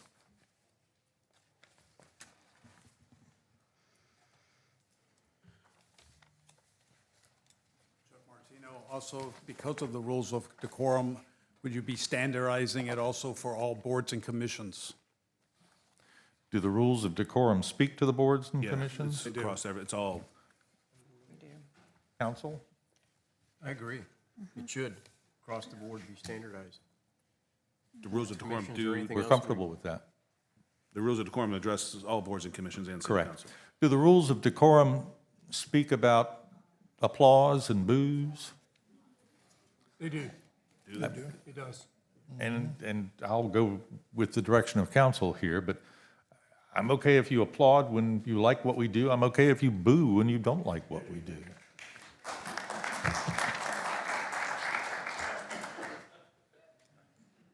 Nobody booed. Anybody? Nobody booed. We behave, let's put it that way, but I think it's okay, but at the same time, I mean, we don't need to be disrupted. Correct. So you've got to have some rules and some good, sometime if we get 2 likes, then things could get out of hand. So I would say we need to, there shouldn't be as much booing or disrupted. how do you? Like, You gotta have some guidelines. We'll we need to have look discussion to on make that. the rules speak to no disruptions. Yeah. Yes? I would just ask if the time is gonna be increased, that maybe the total amount of allotted time could be increased to allow the same amount of people to speak. In light of a new mayor being elected, there's a lot of people that are excited and want to have input. And so just a consideration, if it's gonna be a 5-minute speaking time, to maybe increase the total amount of time, because I'm assuming that more people are going to want to speak. Daniel, please identify yourself. My name is Daniel Allman. Sorry about that. Thank you. There are 2 periods for public input on the agenda. There's one of 30 minutes at the beginning of the meeting, and there's another at 30 minutes at the end of the meeting that we never use. So we can come back and use those 30 minutes at the end of the agenda if the number exceeds 30 divided by 5, 6, at the beginning of the meeting. So we certainly have that ability already built in for an hour's worth of public comment. Roger Thank that. you. Thank you, sir. So, anybody else from the public? So a motion and yes, sir? That's not on this motion, Joe. Joe, we have that as a discussion item at the end of the meeting today. Okay. All right, we have a motion and a second. We can add. Who's the second? Who was the second on I that? wrote down Bill. No? I wrote Bill, down Bill. okay. But if we can start saying first and second. I will attempt to do that. Thank you. And we can tweak this when it comes back for a second reading so that we incorporate what we've talked about here today. All those in favor, please say aye. Aye. Any opposed? Thank you.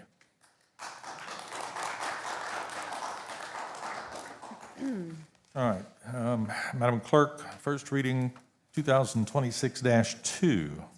First reading of ordinance 2026-2 to amend Article 5, Division 1, Section 2.2-172 of Myrtle Beach Code of Ordinances to rename and expand the scope of the Bicycle and Pedestrian Committee to the Bicycle, Pedestrian, and Traffic Advisory Committee, and to place it under the guidance of the Parks, Recreation, and Sports Tourism Department. Are there members of the Bicycle and Pedestrian Safety Committee here? Tom's here. Anybody else? Great. Do we have a motion from City Council, or do I need to explain this first? I'm happy to do that. Here we go. All right. We've had for a number of years a Bicycle and Pedestrian Safety Committee. Bicycles and pedestrians operate in the same space that vehicles operate in, and it made sense after a conversation with several of the members of the Bicycle and Pedestrian Committee to include consideration of those vehicular spaces as part of the overall means of travel, the multimodal means of travel that exist in the city of Myrtle Beach. It doesn't mean necessarily that the Bicycle and Pedestrian and Vehicular and Traffic Advisory Committee would weigh in on speed limit changes, but it's not out of the realm of possibility. But since we have bike lanes, we have multi-purpose paths, we have pedestrians who are on sidewalks and other areas of the city, it made sense to include the vehicular component of that when you're talking about bicycle and pedestrian safety. 2 pedestrians don't run into each other and cause significant injuries. It's a bicycle or a pedestrian and a vehicle of some sort typically involved. Tom, would you like to make any comments on this? Oh. Here we go. Hold on a second. Do we have a? Hold on a minute. Before we have any comment from the public, we need to have a motion and a second. There we go.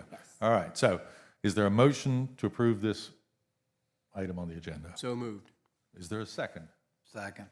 So Bill was our first, Phil was our second. Any comment from? Is there any discussion from City Council? No. Is there any discussion from the public? Tom, would you please come forward?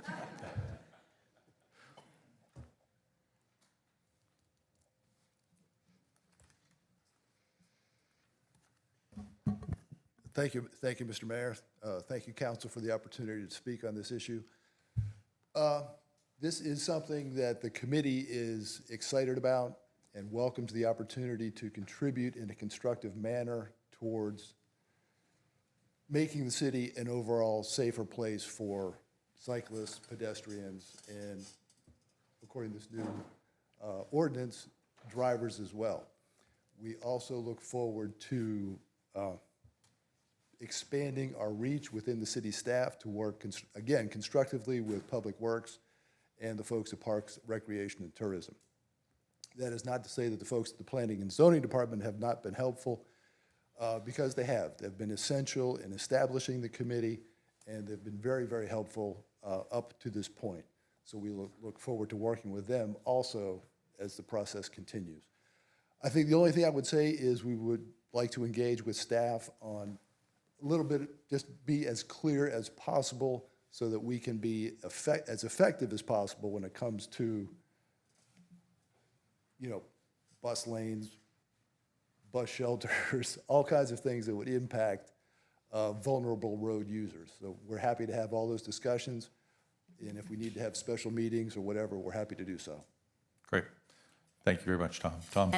And I think that we're going to continue to have new modes of transportation because we have the various motorized Scooters and mopeds scooters, and- et cetera. E-bikes. Hoover, Yeah. hoverboards. Yeah, the city has been very proactive on the e-bike front. I wish we could have had the same level of engagement on the e-scooter thing, but we'll address that as it becomes appropriate. But while you're still there, the thought was to put it into Parks and Recreation as opposed to Planning and Zoning, because many of these facilities that pedestrians and bicyclists use are in our Parks and Recreation facilities. That's true, Mr. Mayor. Also, there has been discussion over the years in terms of educating the public and visitors on safe practices within the city, and Parks, Recreation, and Tourism seems to have the facilities, staff, and the needed reach to help us educate everyone that we need to educate. Thank you very much. Tom? Any other comments from the public? We have a first and a second. All those in favor? Aye. Aye. Any opposed?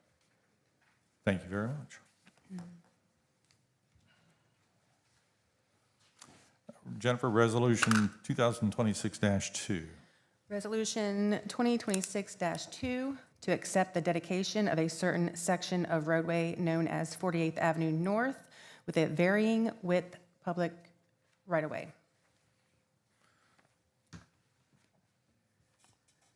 Bill, Mike, you got This came about when some of the residents on 48th Avenue approached Mr. Louder and myself about excessive speeding on 48th Avenue, and especially if you haven't been up there lately, it goes through very well-established older neighborhoods. A lot of the homes have turned over. We have younger families there with children, et cetera. And then after going up personally, both Mr. Louder and I, and viewing this over several days, our suggestion to our city manager was we need to find a way to lower the speed limit. And so in working with them, staff very graciously put together a series of things that had to be done. And I think Mr. Simons, our city manager, can probably explain a little bit more, but it wasn't as easy as saying, okay, we're just going to go ahead and we're going to reduce the speed from 35 miles an hour to 25 miles an hour. There were multiple things that had to be done, not only with the city, but the county and the state. It took us, what, 4.5, 5 months to? Something like that. From start to beginning. But we're at the point where we can now do this and provide a safer environment in terms of traffic for that part of our community, which basically spans from Kings Highway, Business 17, all the way back up to 17 Bypass. It's just the right thing to do. So that's kind of the short notes on why this is in front of you, and this is the last step for us to be able to put this plan into effect. Is that a fair explanation? Yes, it is. This was owned by SCDOT, and we had to make a petition, which we did, and that is, as you said, took about 4 or 5 months to get through the process. They accepted our request. They prepared a quitclaim deed, which is the next step, and the final step is city council to accept it. And this is what's before you. And it's from Little River Road to Robert Grissom Parkway. Right. Motion to approve. Second. I think a lot of the public assumes that the roads that are inside the city are city roads, and that's not always the case. A piece of 48th Avenue North was city-owned, but a good chunk of it is not city-owned, and this will address that and make it all be part of the city so that we can regulate the I think to your rules. point, I think most of the roads in this city are state-owned. A good many of them are state-owned, yes. Any discussion from council? Any discussion from the public?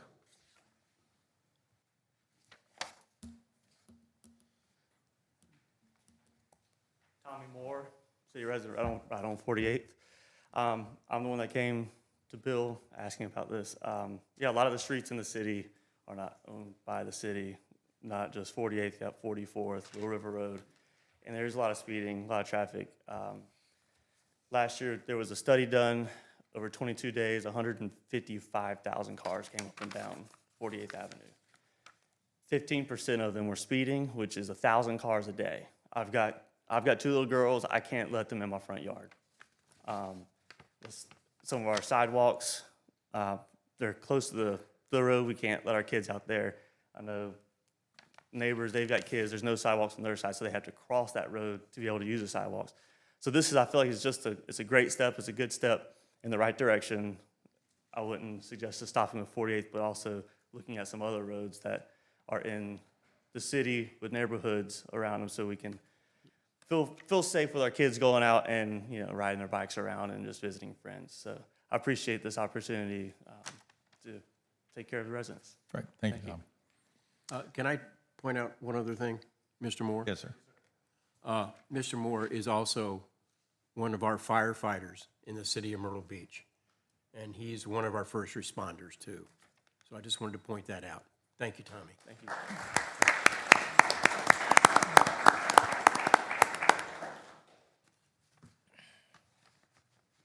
Good afternoon, Council, Mr. Mayor. This is the first time ever speaking in front of the council, so I'm a little bit excited. Can you give us a name? My name is Myrtle. I live on 48th Avenue. I'm Tommy's neighbor. Thankfully, we just had a little boy, our firstborn, and I'm very, very scared of what's going to happen in 2 years when you start walking. As Tommy said, front yards are off limits, and the way 48th Avenue is, you all know, we only have a sidewalk on one side of the street, and my side of the street, our side of the street. I mean, there's no sidewalk, so we have to cross the road, and I'm scared of my wife walking with a stroller and crossing that road, especially since we're right before the stop sign, so it's a blind spot for some drivers, and some drivers really exceed speeding. This small decision that this council makes affects our life in a manner that is undescribable. I was lucky and grateful to have Tommy as a neighbor and work with the 2 councilmen on this matter, and I only joined after the fact, but I'm here to support the decision and let you know that a small change on the council means something very big for us. Thank you very much. Thank you. Good luck and success at all. Quick question before you leave, and it's a loaded question. Yes, sir. Do you and your neighbors think you want a sidewalk on the other side of the street?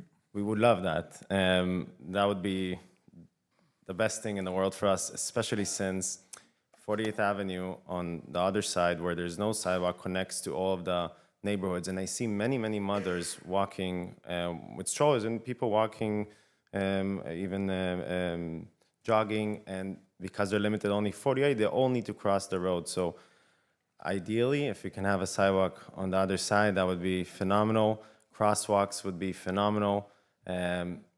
Whatever you're going to do is going to be better than what it is now. So, yeah, that would be amazing. Thank you. We can take a look at that, certainly as part of the budget process. 48th Avenue North is a little bit of a roller coaster, Exactly. too, and we need to look at that as well. So, Thank you, Mayor. Thank you, Council. thank you. Any other comments from the public? Well, thank you to Mike and Bill for listening to the residents and bringing that forward. All those in favor, please say aye. Aye. Any opposed? Thank you very much. Motion 2026-4. Motion 2026-4 to direct the city manager to end the summer traffic diversion plan on Ocean Boulevard effective immediately. Motion to approve. Second. Thank you. We have a motion and a second. I'll start the conversation off.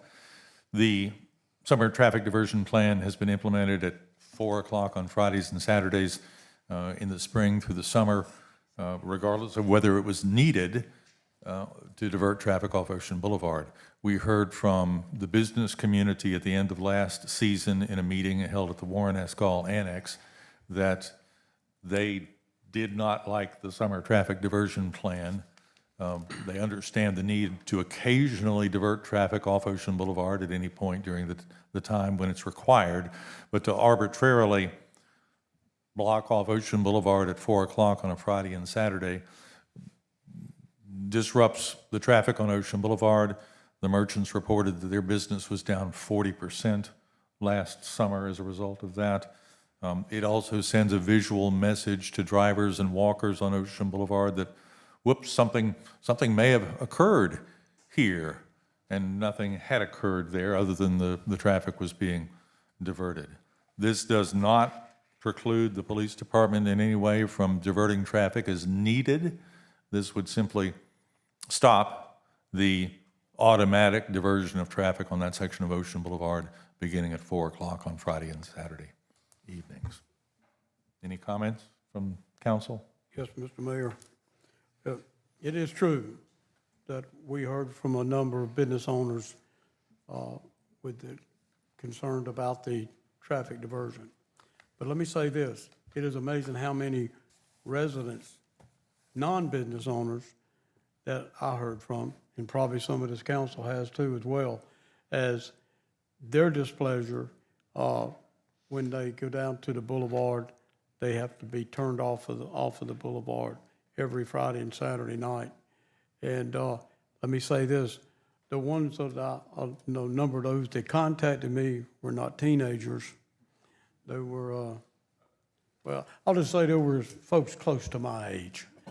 And so it's not just, it is important that we listen to the business owners, but there again, it's also important that we listen to our residents of Myrtle Beach as well. So, thank you. Other council members? Oh, yes, sir. A couple questions, if I may. This does not include Memorial Day. No, sir. I think we can have that conversation at some point. No, this does not include Memorial Day. Okay, that's one. And two, I understand what this says, but what about there are some busy weekends, for example, spring break weekends from North Carolina, where we have heard where this type of traffic diversion does help on those very busy evenings. We understand the desire to turn it, but there are some occasions where this is a beneficial tool.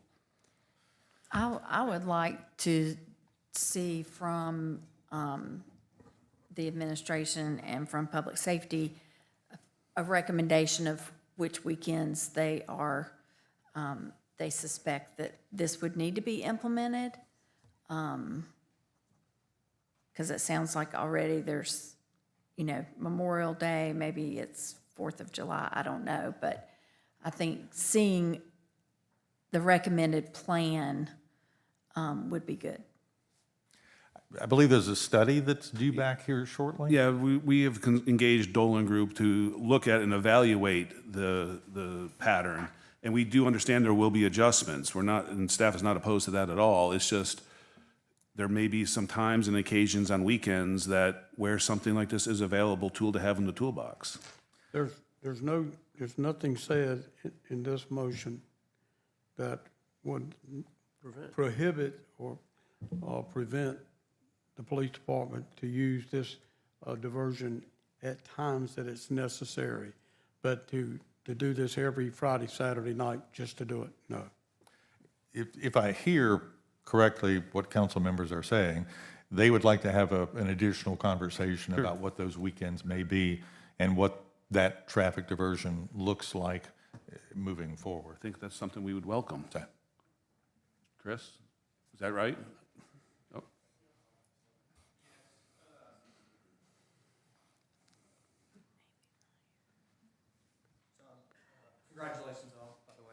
very much for the opportunity for just a few minutes. I fully agree. I think it's something we can assess. We do have certain dates that we've identified. I think we can, it's fair to say that all of us in here fully support and are behind the public safety and making sure that our residents are safe, our visitors are safe, and our business owners are safe as well. We've seen some successes. I gave the presentation to council on June 3rd this past year. One of those assessments is the need, when the need arises. And we've identified the, Horry County spring breaks, for example, are coming up at the end of March. We have Easter weekend, which begins in April, and then we have North Carolina spring breaks or surrounding states that also impact, and we have a high volume of pedestrians and vehicle traffic that we have to account for. So I just appreciate the consideration, and I do agree if we could consider continuing to evaluate the need on those occasions that we need to implement this plan would be extremely helpful for public safety personnel. Thank you very much. Thank you very much. At this point, in answer to your specific question, what I'm hearing is that City Council would like to talk further about what those dates may be, how that plan may look, and do that in cooperation and collaboration with the business community on Ocean Boulevard. We would welcome that. Okay. So for this, we're not addressing the potential for future weekends. This is eliminating the automatic closure throughout the year beginning at 4 o'clock on Friday and Saturday. Yes, ma'am.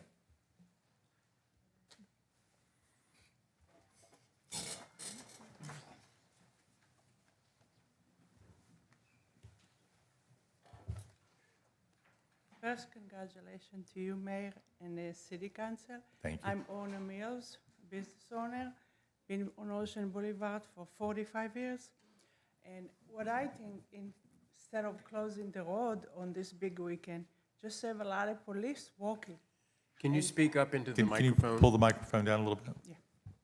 Thank you.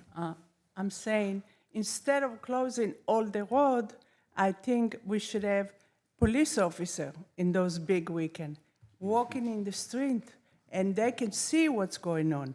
I mean, closing the road in those big weekend doesn't help. It hurt all the businesses. And on the big weekend, that's what we need the boulevard open. We don't need to close the road at no time. It used to be on Black Bike Week, it was out of end. That was different. But it's not out of end anymore. I think regular time, we need more cops, but on a busy weekend, all summer long, we do need cops walking around. Not in the cars, not bike, not scooter, just walking around, and then they can see what's going on. I know what's going on because I'm there in the store till 2, 3 in the morning every night, and I'm outside and I see what's going on. But if I'm going to just sit in the back, I won't know what's going on. Thank you. You're welcome. And that's the conversation that we need to have as a larger community. So, Thank you, Mayor. Thank you. Everyone. Mayor, if I hear you, so we're saying that we're going to come together at one of our workshops, our first Tuesday workshop. That's what I hear, yeah. It's probably going to be March. And I would just ask that anytime we're talking about big issues like this, we should talk about them at our Tuesdays workshops where we have time to talk about them and not at a council meeting. And really have staff to be prepared and different departments to be prepared to talk about the big issues that we're going to vote on before we vote on them. Yes, sir.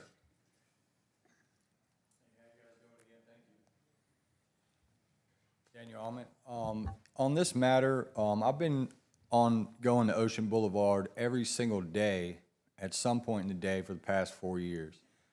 I've been involved in some things that were not of my own doing, that were unsafe, some major incidents directly and closely involved.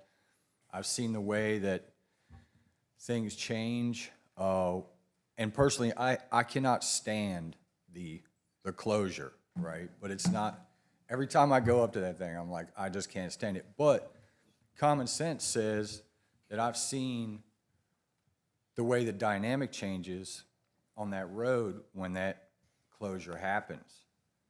And so and it's an intelligence thing on both sides. If we're looking at public safety and we're looking at when the public is a little less safe, right? So as much as I can't stand it, it probably should change, but there are a lot of dynamics involved in how that will function. I've seen them put the big tower up on the corner down there, right? They took that down, then they did the purge at 4 o'clock, where they purge all the traffic back out on the highway. If it's not open, you have a gridlock situation, right? And other people notice that may not be in the interest of public safety, right?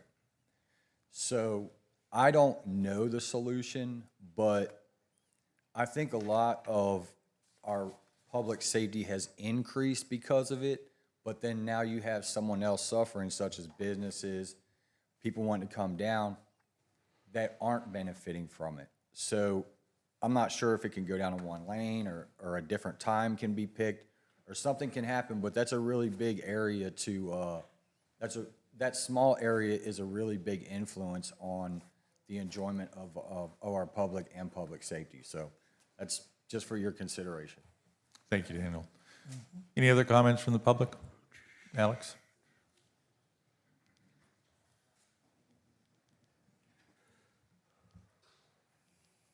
Thank you. You know, the problem I have with all these studies and everything else is the major stakeholder in this city is always ignored, and that's the residents. You know, you have these, meetings to discuss these programs and closing the boulevard and everything, and residents aren't involved. I happen to go because I heard about it, okay? But the residents need to be involved in this stuff. I live on 4th Avenue North. When that closure takes place, yes, it affects the boulevard, but it goes way beyond that. And I would like to see any study that's done on this be more comprehensive than just how it affects the boulevard. With the 501 realignment, I mean, last summer we had a problem because of the closure on Oak Street. The ability to get through that neighborhood was severely impacted because of the construction going on. It's not going to improve with the 501 realignment. The gridlock that exists on Kings Highway and 501, and Joe White, is all a result of the closure on Ocean Boulevard. So if you're going to implement it, whether it be mandatory on those weekends or just as needed, okay, you need to look at it comprehensively. How does it affect the rest of the city? How does it affect the residents? People with their swash, how are they going to be able to get out of the street? So again, just try and be bigger picture and not focus just on Ocean Boulevard. We have a whole city to concern. Thank you. Any other comments from the public? We have a motion and a second. All those in favor of the motion, please say aye. Aye. Any opposed? Thank you.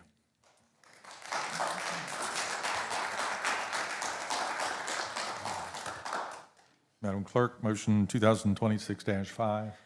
Motion 2026-5 to direct the city manager to end the city's rebranding initiative effective immediately.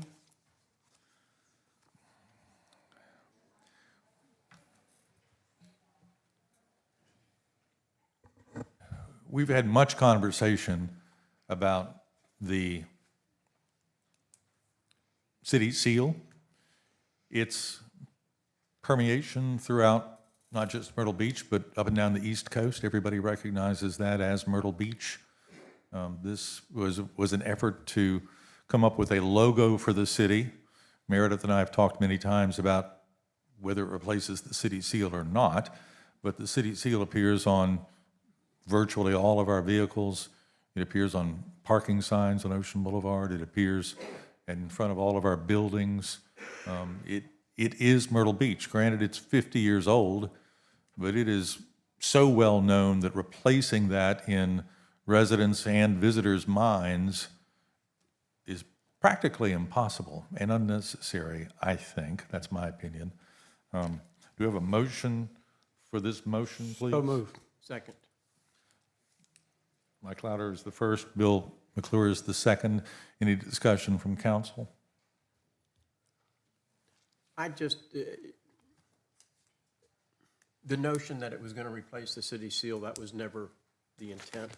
But I agree with you that our city seal, I mean, That's what represents Myrtle Beach. I also think in the beginning, the idea behind rebranding, we were looking at, and anybody here knows this, you know, we've had some negative press that has happened. And we were looking at, you know, let's find a way to counter it. My viewpoint is that we have a great brand, and we have the ability to enhance that brand, and we need to tell the right story. So I think the rebranding initiative has fallen into, it seemed like a good idea at the time. But I agree that, you know, let's go ahead and stop that. Let's focus on our positive points and move forward. We have a great story to tell. My wife and I were at a wedding on New Year's Eve, as it turns out. And part of the wedding party, the family came in. They're French. They came in from France. And, you know, my high school French, you know, is about 18 words active. But when they asked, well, you know, where do you live? And I said Myrtle Beach, and all of these French people, oh, Myrtle Beach, Myrtle Beach. You know, these are people from France that don't come here very often. They have heard of Myrtle Beach. My point simply to everybody is we have a brand, a really good one, and we just need to enhance it.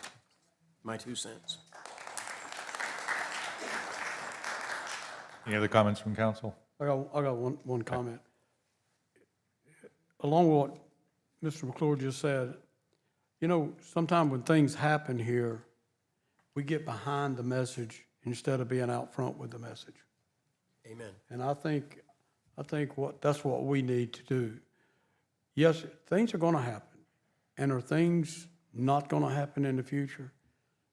If you believe that things are not going to happen in the future, you got your head stuck in the sand. But I will say this: when things happen, we need to get out front right then, and not be behind the narrative, but be the one who's producing the narrative. And I think that positive image, that positive narrative, you know, we can have something happen, but that's one thing or two things that happens in 365 days. What about the 362 or 3 days when everything in this town is really great? And that's what we need to do, that positive message with that same logo that we had, that there's not one in this country that's any more beautiful than our logo is today. And so that's where we need to be. Thank you. Thank you. Any comments from the public? All those in favor, please say aye. Aye. Aye. Any opposed? Thank you.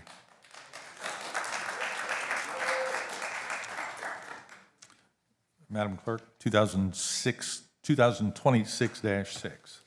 Motion 2026-6 to direct the city manager to evaluate the separation of the planning and zoning departments as a part of the upcoming FY26-FY27 budget planning process.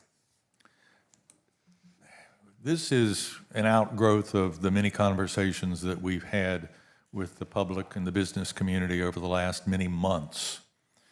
At one point, actually for most of the city's history, I suspect, the planning and the zoning departments were separate. About 9 years ago, they were combined into one.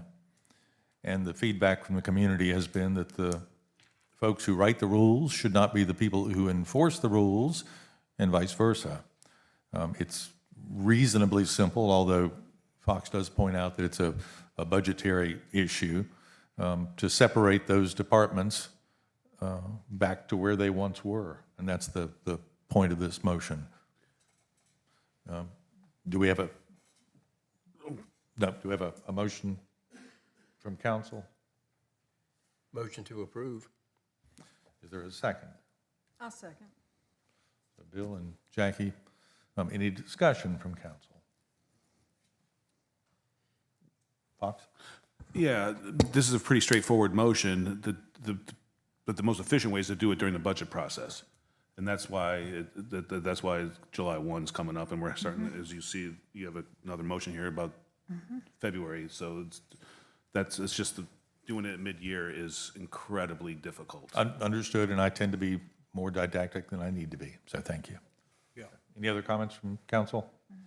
But just that, I understand what Mr. Simons is saying. You know, it's, the way Bill does it, we need to measure twice and cut once. So I understand that.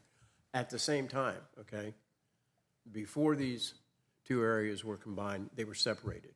So when they were combined, it also had a budget impact. And so if they were able to do it, we are able to undo it. What I mean by budget impact is the putting it together and tearing it apart, not so much a financial piece, it's the mechanics of the accounts, and then separating those accounts and separating people in our internal systems.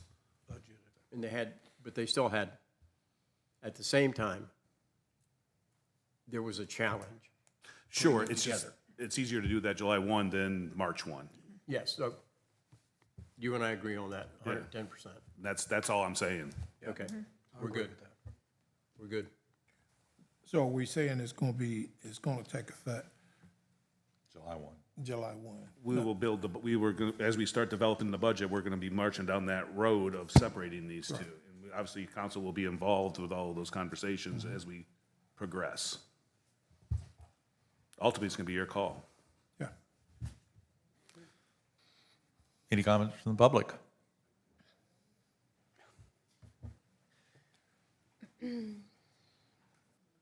Fox, while we're waiting on the public, waiting on Chuck to come up, let me ask you, are there gonna be some recommendations from you guys as to? Yeah, we Okay. can do that. Because I wanna see some, We can do that. I mean, We work at the pleasure of council, but yeah, we can do that. You ask questions as we go through the process, and don't be shy. I think he's saying during the process too. yeah. Yeah. While you're doing that and you're having those discussions, I would encourage you to consider moving the BZA separately away from the planning and having it be a standalone, and possibly, instead of it having the planning director or zoning administrator administering the oversight of that, is that it be a member of the legal staff there during those meetings, because it would probably stop some of the frivolous activity or court activity that goes between the city and the residents due to the actions of the BZA. Just a consideration. Okay. Thank you. Can you look at that and see if that's a possibility? Yes. Okay. Can I make a comment? Because I was, before I was elected, I was on BZA for a couple years. Then I switched over on CAB for several years. And I know when I was in BZA, we did have somebody on legal staff that was there at the meetings at that time. So it's something that has been done in the past. I don't know why it kind of went away, but it's very important that I think somebody is there just to kind of keep things in the road. So, just a comment. Mr. Mayor, as a person who was chairperson for the BZA for 5 years, I agree with Ms. Hatley. There were at times when council was there, but it was not led by council. It was there as a supportive role, so to speak, making sure that we were traveling down the right path, so to speak. But Legal as counsel, not city council. Yeah, legal counsel. an attorney. Okay. And that attorney at that time, it was Tom Ellenberg, who was the city attorney. But as to change that from, and taking it away from the zoning administrator, what we deal with and what you deal with in the Board of Zoning Appeals has to do with zoning. So the person who needs to be taking care of running as it is today is the zoning administrator, because they're the ones who are, and a lot of times, going to understand zoning far more than the city attorney may. So I would be opposed to removing zoning, the zoning department, so to speak, away from Board of Zoning Appeals. Obviously, zoning would have a voice in the discussions that appeared before the Board of Zoning Appeals. The suggestion was to see if, rather than have the staff to which the Board of Zoning Appeals reports be the zoning department, consider having the staff to which the Board of Zoning Appeals reports be the legal side. I still oppose to any change with the zoning itself, how it's being done now. Okay. Any other comments from the public? The motion in front of us is to separate the planning and the zoning departments during the next several months as we build up towards a 2026-27 budget. All those in favor, please say aye. Aye. Any opposed? Thank you. Jennifer, motion 2026-7. Motion 2026-7 to direct the city manager to include the Planning Commission in the creation and discussion of the zoning rewrite currently underway.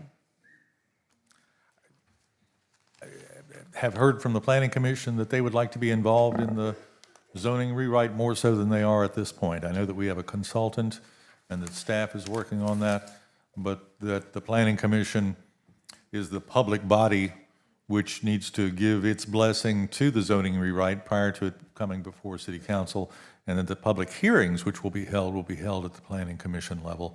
So the request is simply to involve the Planning Commission in the discussion of the zoning rewrite now and not later.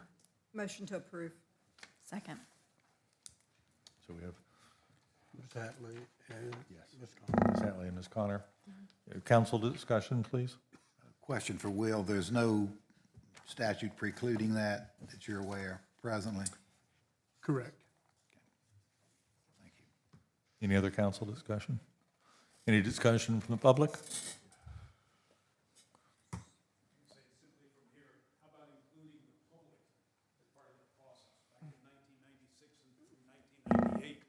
The city underwent a process. Mike Chestnut was part of that team known as the visioning process that had over 2,000 residents involved with that, and that shaped the current plan that you all have still been working under for the last 30 years. All right, and by doing it in a vacuum, sometimes I think you forget that the residents might have some input on some of that. Going back in the last couple of years, there was a text change to some of the zoning that reduced the amount of time for information to be given to the public on zoning issues. The council passed it. There was 2 members of council that voted against it, but it still passed 5-2. It's those types of things that you miss by not having some public element in there. And at a public hearing where they're limited in the number of people they can speak and the time that they can speak on the amount of zoning and stuff that on there, that's, you don't get a very large involvement of people in that process unless you break it out and do separate public hearings on the different sections. That's a cumbersome task for Planning Commission, but you potentially then involve much more community in it, especially because the different aspects of the zoning code will impact different residents who may have a passion in one area versus another area to participate.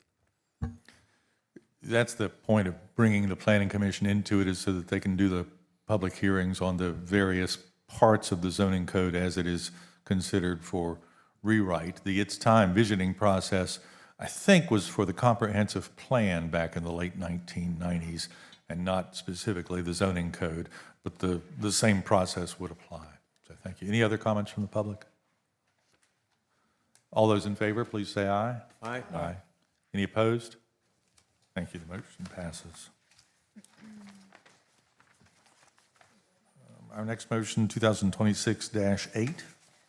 Motion 2026-8 to estimate the cost of restriping roadways in preparation for spring tourism season and to hire a contractor to purchase the equipment necessary to maintain roadway markings on a regular basis, including annual maintenance with immediate work to be completed by March 1st, 2026, budget amendment if needed, and a goal of all work being completed by May 1st, 2026. Thank you. I admit those are ambitious timetables, but if we don't start we won't get finished. It's no surprise that we get more than 10 million visitors just inside the city of Myrtle Beach annually. It should be easy enough on our part as the city to prepare for those millions of visitors in the off-season. And one of the things that we need to do is make sure that we're ready for the visitors to come and that the place looks as good and as inviting as it can be.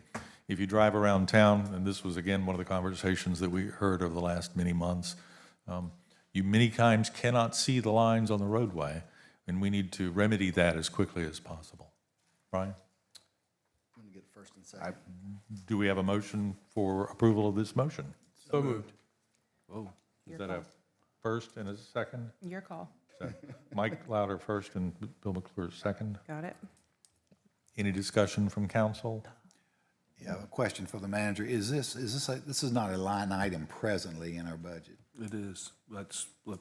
Take that question in a second. Sorry, I've been away a while. And I genuinely don't know whether we have any striping equipment at all. So, Brian? I'll address that too. So, Good morning, Mayor, Council. So I'll answer the questions first. Yes, it is a line item in the budget, so I'll come back to that in a second. And yes, we do have equipment. And those, let me back up. Historically, that line item has been about $200,000 a year, specifically to maintain road striping, upgrade road striping, intersections, et cetera. So it's $200,000 a year. We have equipment in-house and staff in-house now that can do very small projects to do immediate repairs. Otherwise, we need to engage a contractor for that. We are actually in the process of, should go to bid hopefully next week, to bid the contract for the 26 pavings, which will use that appropriation of money. The real question is, and where staff needs direction is, over the last week or so, we've tried to really refine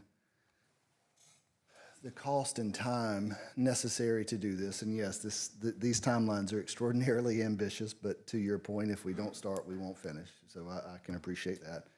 Just to give you a sense of scale, it would take about $1 million a year over the course of 4 years to restripe everything in the city. So one of the questions for you all to consider as we go into the budget process is, how often do you want that striping to be redone? Do you want it redone every 4 years? Do you want it redone every 8 years? We can share some information with you on during the February 3rd budget workshop that can tell you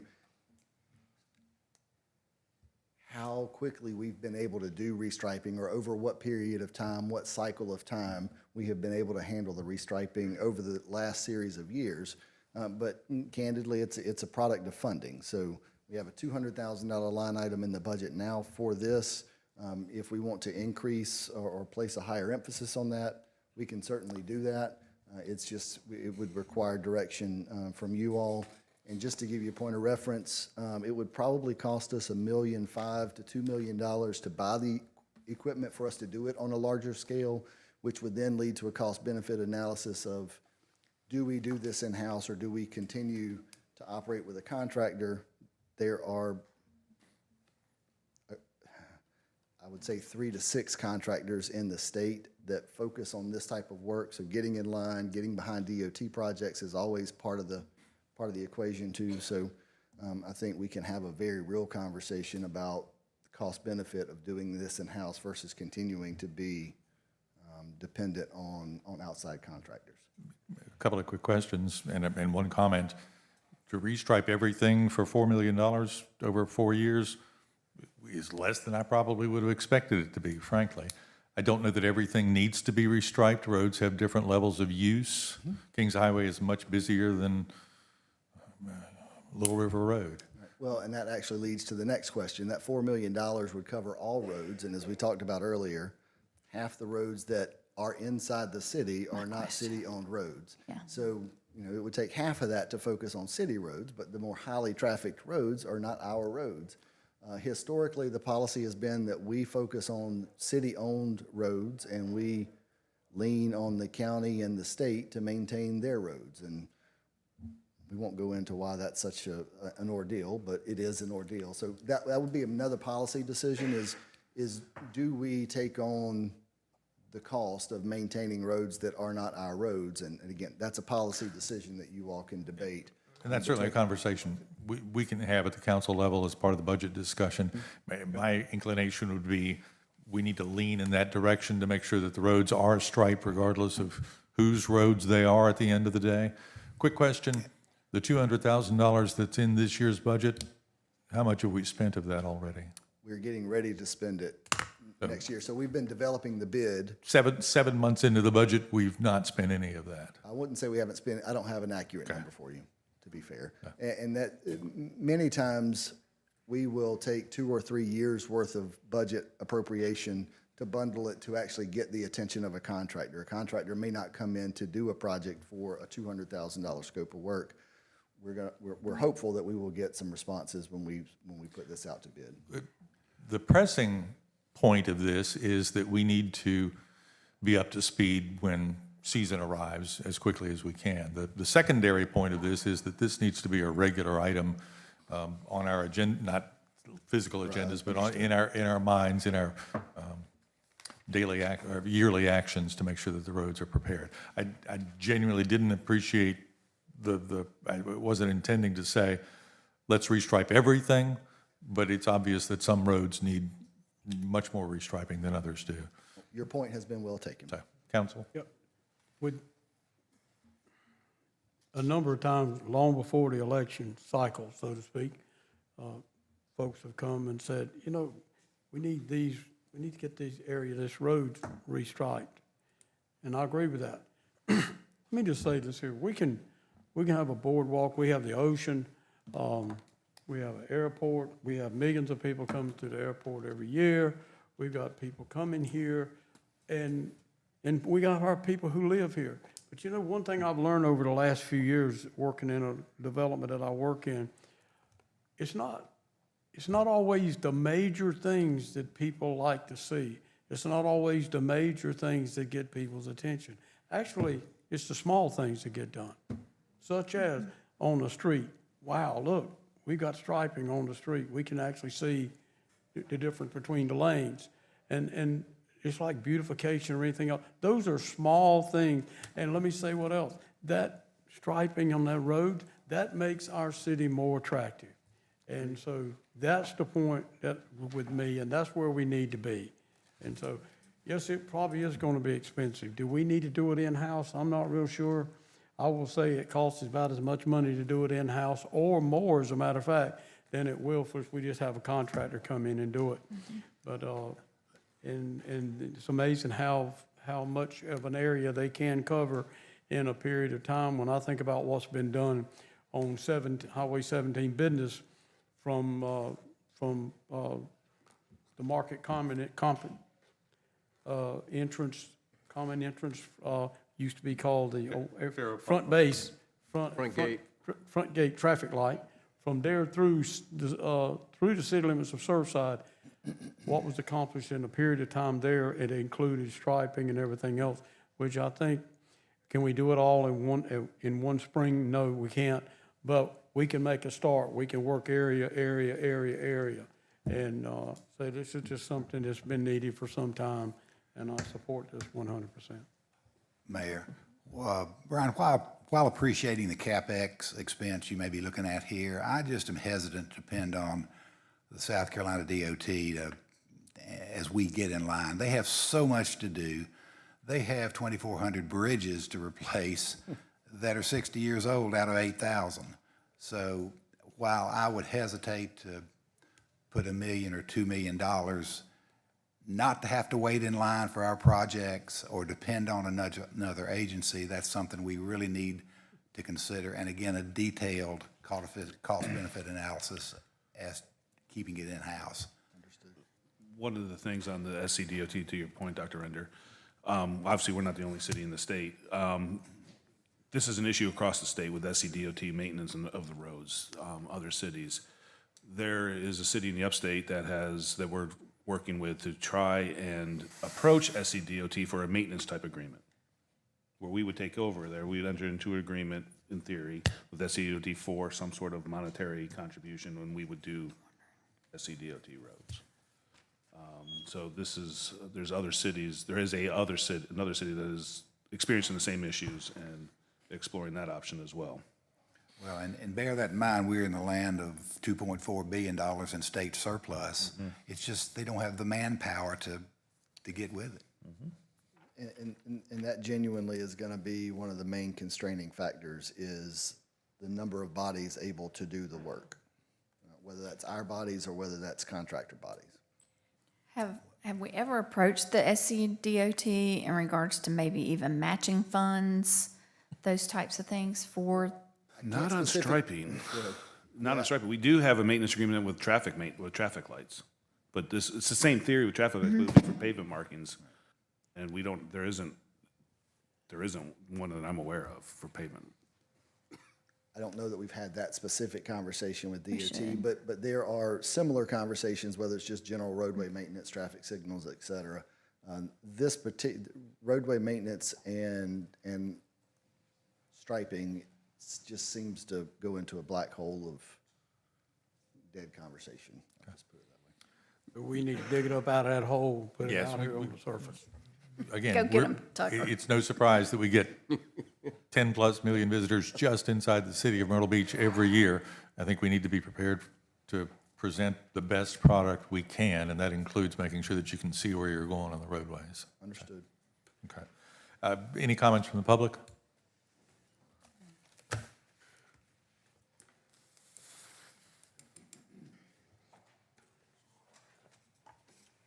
Well, I'm disappointed in many ways. First of all, this is not a today-only situation. This has been going on for quite a while for the roads to be in the condition they are.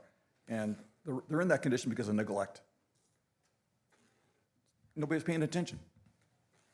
$200,000 a year could have painted some of the roads that aren't painted. It's just not getting done. I'm also disappointed. I mean, I understand wording sometimes is not most politically correct, okay? But we're sitting here talking about getting it ready for tourist season. Why aren't you getting it ready for the residents who live here all year round?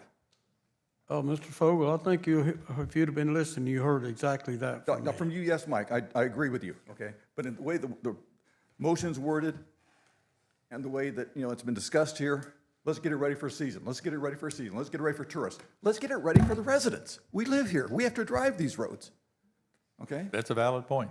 Thank you. Yes, sir.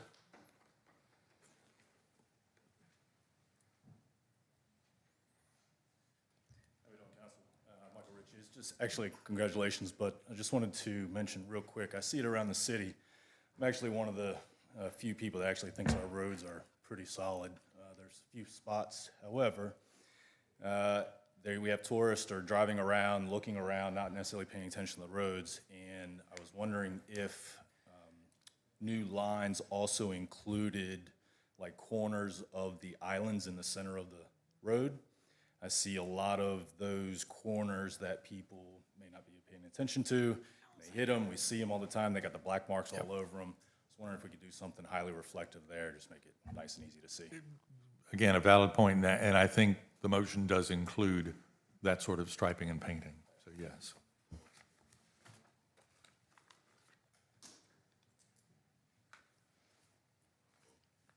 I would be remiss in my duties as chairman of the Bicycle and Pedestrian Committee if I did not ask that restriping sidewalks, crosswalks be included in this motion. Thank you. It is. Thank you very much, Tom. Anybody else? All those in favor of the motion as presented, please say aye. Aye. Any opposed? Thank you. Motion 2026-9. Motion 2026-9 to purchase and install new beach access signage by May 1st, 2026, with a budget amendment if needed. Beach access signage falls into the same category of general maintenance that road painting, road markings do as well. I believe this is in the current budget. Funding for this is in the current budget. Is that correct? I don't know if we got that far. We had was the, let me just answer it this way. We were meeting internally, and there's these three options, and it kind of got slowed down at the end of the year, and when this came up on the agenda, we're like, okay, this is ready to go. I do think we do have some funding available. I don't know if we have enough funding for it, but what we need from council is which one of these three options do you prefer? And we can go and start manufacturing the signs and figure out the budget amendment piece of this if there's funding in that sort of. Yeah. I'd like for them to get rolling with this, but we can present the signs about this part. at a point. There's 1, 2, and 3, if you'll look that direction. I don't know that you need a decision today, but we need very quickly to make a decision so that we can get those signs manufactured and You're gonna installed. Yeah, if you want to meet your deadline, it's going to be. Ideally by March 1. You want to look at those today? Do you want to bring those back at the next council meeting for a final say? Yes. Yes. Do these represent input from our beach committee? No, not at this Mayor, point. I was going to suggest that we present these designs to the Beach Advisory Committee. I think they are meeting Wednesday. this Wednesday or either Tomorrow. next Wednesday.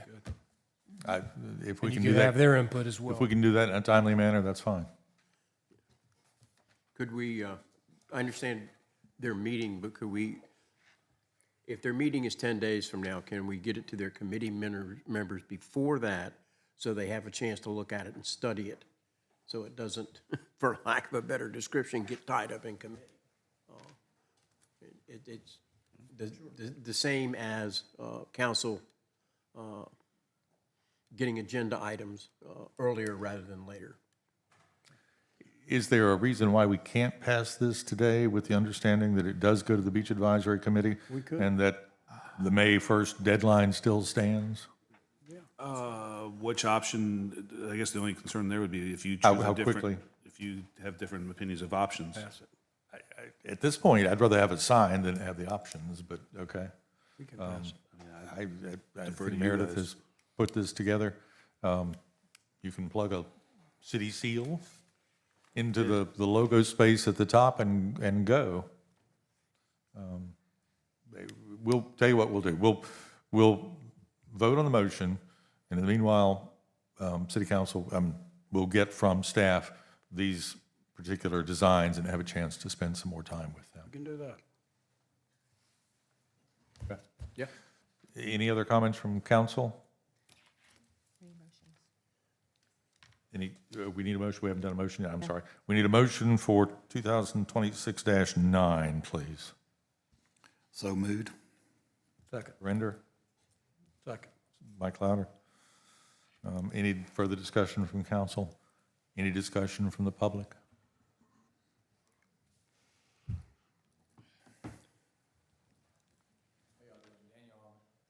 I would just want to say that in addition to these signs, that some sort of standardized messaging verbally be given out to our tourists as far as beach safety. I'm not sure that everybody, I think people just run out onto the beach and they bypass the signs, not knowing where riptides are, not knowing what safe distances from the pier are, and what that entails. There's a lot of predatory creatures that are around the piers because there's fishermen throwing bait in the water. And so just a way to make them more visible, maybe add in stay away from bait balls, have people recognize what a big dark, bait ball, or mullet, stuff like that, because there's a lot of sea life underneath of those that nobody sees that's very active in trying to get something to eat. I've seen, maybe a small amount of injury. That's probably the biggest thing that I've seen. So I think if they pay attention, if people are directed to pay attention, maybe a pamphlet handed to them when they get to the hotel or something like that, and say, hey, look, pay attention to these signs here, and then they'll take a chance to maybe read it, that might lower the, overall rate of incident on the beach. Thank you, Daniel. A consistent message would be true across the board. In a perfect world, I'd also like to see all of the Grand Strand communities have the same sort of beach rules and regulations. That was the goal 20 years ago. We did not achieve that, but that may be a conversation we can have with the rest of the towns in the county as well. So, any other comments from the public? All those in favor of the motion as presented, please say aye. Aye. Any opposed? Thank you. Motion 2026-10, Jennifer. Motion 2026-10 to hold the first City Council Budget Workshop on Tuesday, February 3rd, and to hold the annual budget retreat inside the city of Myrtle Beach rather than the Santee Cooper's Wampee Conference Center in Panopolis. This one's fairly straightforward, may not require a whole lot of conversation. As part of the conversations over the last several months, we get the sense that City Council needs to be involved in the budget sooner than it has been of late. And with that in mind, let's hold a budget workshop at that regularly scheduled City Council workshop first Tuesday of the month, and then find a location here in town to do the budget retreat. I'd like Wampee. It's a great destination. It's reasonably affordable, but it's 2 hours away and it sends the wrong message. Motion to approve. Second. Any discussion from council? I think as we move into the city limits, and I know we've discussed this, making sure that we invite our chairs of all of our committees and commissions to attend budget workshop, which I think will be very good. I think there's been such limited conversation between council and our commissions that are really representing us in the city. So I think that would a good opportunity for them to participate. Speaking of that budget workshop, I've got at least one group that needs to come and talk to council about some issues with the budget. If council members have other budgetary items, please forward them along so that we can at least add them to that agenda so that we've got something to talk about. Any other conversations from council? Any discussion from the public? All those in favor of the motion as presented, please say aye. Aye. Any opposed? Thank you.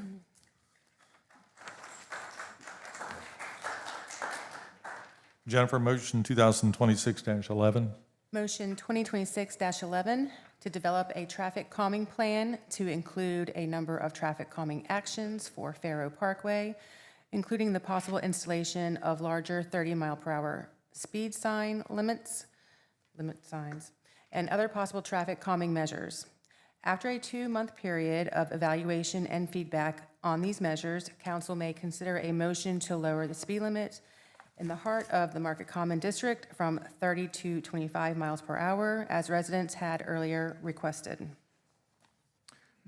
Quick summary, that motion is longer than the intent probably needs to be at the end of the day. But the heart of the Market Common, the downtown area, the speed limit had been 35 miles per hour, but if you've been to Grand Park or Faro and the Valor Memorial Garden on a busy Saturday or Sunday, getting across the street is tough, and 35 miles per hour is very fast. The speed limits on Howard through the Market Common are 25, and I have been yelled at for driving 25 miles an hour, which is the speed limit on Howard. So we need to visit those as well, probably. But the idea here is the residents, about a year ago, asked for the speed limit to be lowered in the downtown area of the Market Common on Faro Parkway. The city dropped the speed limit to 30, and yet speeding still continues. So let's take some very basic steps to alert the public, to listen to the residents, and then modify those as needed. But let's get that ball rolling so that we can make this happen as soon as possible. Do we have a motion for this motion, please? So moved. Second. Mike Louder and Jackie Hatley. Any discussion from council? Yes. Let me just say this. My wife called me last week. She had taken one of our dogs to the vet out there. She was traveling Faro Parkway, driving the speed limit. And she could not believe the amount of vehicles past her doing probably better than 10 miles an hour faster than she's doing. So I've always believed that Faro Parkway would be a challenge from day one because of the fact it runs from Business 17 to Bypass 17, even with the traffic lights. My personal opinion, and this is my recommendation, that we reduce the speed limit period to 25 mile an hour and make it consistent from business 17 to bypass 17. And this is a discussion we can have at another time. It's just comment here that, that I believe that we did the same thing basically on the boulevard years ago, where we had speed limit 40 mile an hour, we had speed limit 35 mile an hour, then we had speed limit 25 mile an hour. And what we did, we just made the speed limit, the length of the boulevard, consistent 25 mile an hour. The other thing is, traffic calming ideas are really great, but I've always believed this, and I will continue to do this. If you want to change somebody's attitude, and you want to change somebody's practice and way they do things, get in their pocketbook, and they will change how they do things. And so, and those of you who live in Market Common probably are some of those that are speeding. So when our folks pull up behind you and they issue out that ticket, you've got your warning now. So please understand that those speed limit signs are there for a reason. And the safety of the people who live and work and visit, play, walk, run, whatever, is paramount. And you definitely increase their safety when you speed. And I will include our folks on the bicycles as well. So they won't leave anybody out. So anyway, I just think we need to definitely take a look. And I will say this, it's not just Market Common. It is not just Farrah Parkway. I think this is something that we really need to look and address citywide, because, and I know I got folks in the back of the room back there that might be saying, well, you sure fixing to add a lot of work on us for this and that as far as enforcing speed. But whatever it takes, whatever it takes. To Councilman Louder's point, the late Bill Schmidt, who was on the Seniors Advisory Committee forever and ever, lived up off 62nd Avenue North, complained about speeding in the neighborhood. The police department stepped up enforcement. Bill Schmidt got the first ticket. So be careful what you ask for. Exactly right. But Bill understood that he was compliant. We spoke about this earlier in the meeting with 48th Avenue North, so it's not limited just to Farrah Parkway. There is a curve here, which is one of the issues that the neighbors brought forward, that trying to cross Farrah Parkway in the middle of that curve with cars doing 45 miles an hour when the speed limit is 30 miles an hour is dangerous. And that's one of the key things that we need to address with this. Anybody else on council? Yeah, Mayor, I'd like to also add, that for our budget discussion, when we get to that in terms of traffic calming, another area in the city that we really need to look at is Marina Parkway within the Grand Dunes PUD. Now that you're welcome, you're welcome. Tom rides his bike. No. Speeding is excessive there. There are some medium calming devices called roundabouts. But boy, they hit that roundabout and then it's kind of like a slingshot out into the road. And that's an area that I would like us, especially from a budget viewpoint, to look at for some traffic calming. Because when you look now all the way across Marina Parkway, from the Grand Dunes Boulevard going almost out of the city, that entire area of land has now been cleared. It's going to be developed. Yeah. So we're going to have more residents, more commercial. It is, if you are, they use the golf carts there a lot, and they're doing their 25 miles an hour, and you've got somebody up behind you at 40 miles an hour. So I want to make sure that we do add Marina Parkway as part of the budget consideration. Okay. Thank you. Jackie?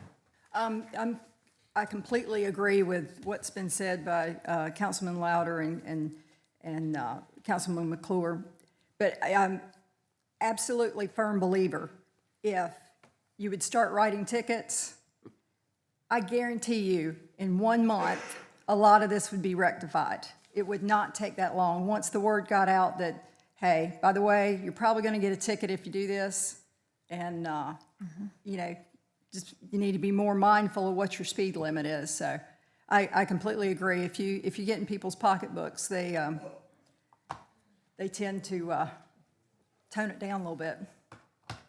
Anybody else on council? Any comments from the public?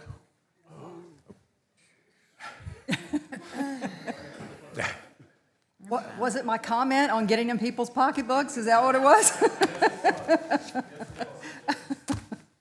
I would ask you to look at 79th and 76th Avenue residential streets. That's why I said citywide, but. Pardon? That's why I said citywide. I know, but specifically in 2022, Janet Curry sent us a letter stating that she would be working on calming devices. It took 3 years, and they finally put up the little speed notice on 76th and 79th. I forwarded to you all the November stats from those machines. I don't know whether anybody saw it. 85% of the cars exceed the speed limit by 3 miles or more. 15% exceed by more than 10 miles per hour. The traffic count number on there, I would ask you to look at the last time there was a traffic study done for 76th and 79th Avenue was 2022. The predicted traffic count on those streets with the build out of the Willows at that point, already the traffic count in November is exceeding what they said it would be during the height of the tourist traffic. Pull the 22 report and look at those numbers. November doesn't lie. Those numbers came from your own city. That traffic has only been increasing on that streets with all the build out on the other side of the bypass and everything and the access to it, is that those numbers are increasing. At one time when I was on city council, they did lower the speed limit to 25. And I said at that time when they lowered it to 25 on 76th Avenue, I'll be the first one stopped. Well, darned if they didn't try to follow me to make sure that I lived that. I didn't get it, but I already had warned the residents in the neighborhoods on that if we can get the speed limit dropped down or enforcement increase, I don't know why we can't have the camera programs on those speed lights things. It's done in other cities, it's done around the world, okay, to where a ticket is issued. State law doesn't allow law that in in South South Carolina. Carolina. Doesn't? Can't Okay, do it. well, that answers that. Yes. That's kind of like the helmet law, huh? All right, thank you, Chuck. Pat?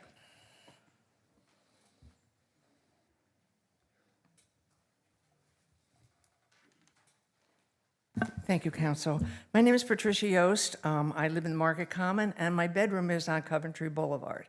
So that, in addition to Farrow Parkway, we have requested a traffic study on Coventry for many years, and we haven't gotten it. They did do a traffic study, but it was done on a Tuesday for 24 hours, and also off-season. So what we need to do with the increase in traffic with Saybrook being built, I believe there's going to be a hospital on the corner, which will increase more traffic. I think we're due for another traffic study on Coventry, and I do appreciate all that you've said about Farrow Parkway.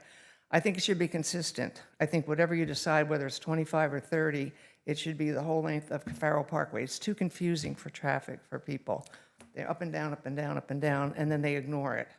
But your ticket idea, I love it every day when I see those blue lights outside on Coventry and on Farrow Parkway. I saw 2 motorcycles on Farrow Parkway giving out tickets this last Saturday. I was going, yes. So we appreciate it. And you didn't get one of them? Not me. No, good. Not yet. Thank you so much. Thanks, Thank you Pat. for your time. Daniel?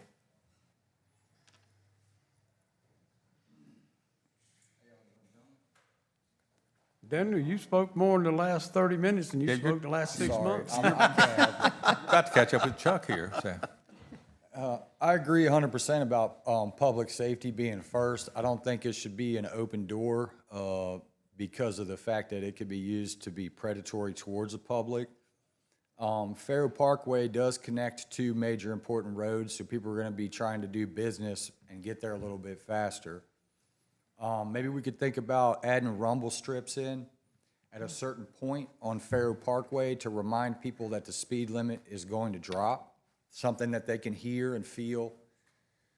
You know, and then in addition to that little fake camera that they have that tells you what your speed limit is, maybe there could be an officer sitting behind it at some times. I know that they have an enhanced, if someone calls that there's an issue in an area, they can have like an enhanced type of watch in the area And so it may not be legal for you to use a license plate camera to issue a ticket to South Carolina, but I don't know that it would be illegal for an officer to be posted up during an enhanced watch where, say if it's 25 and they exceed 29 and hit 30, officer's alerted, and he's already right there, he can pull the ticket.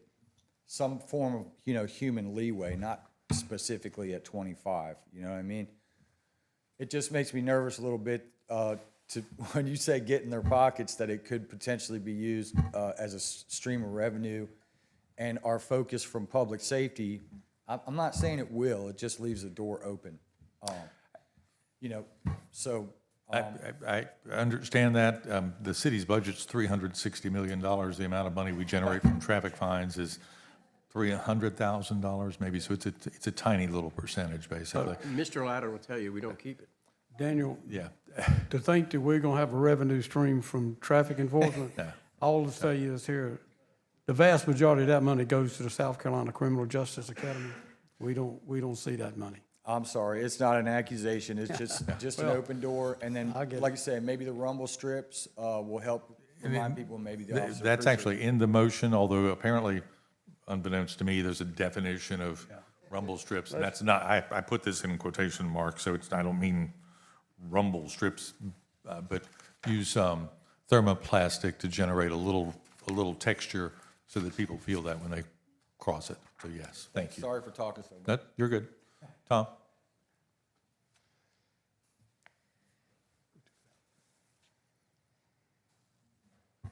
Sorry to interrupt earlier, Councilman McClure, but to reinforce your point, there are 3 different speed limits along Marina Parkway from Arundel Avenue to the traffic circle at 67.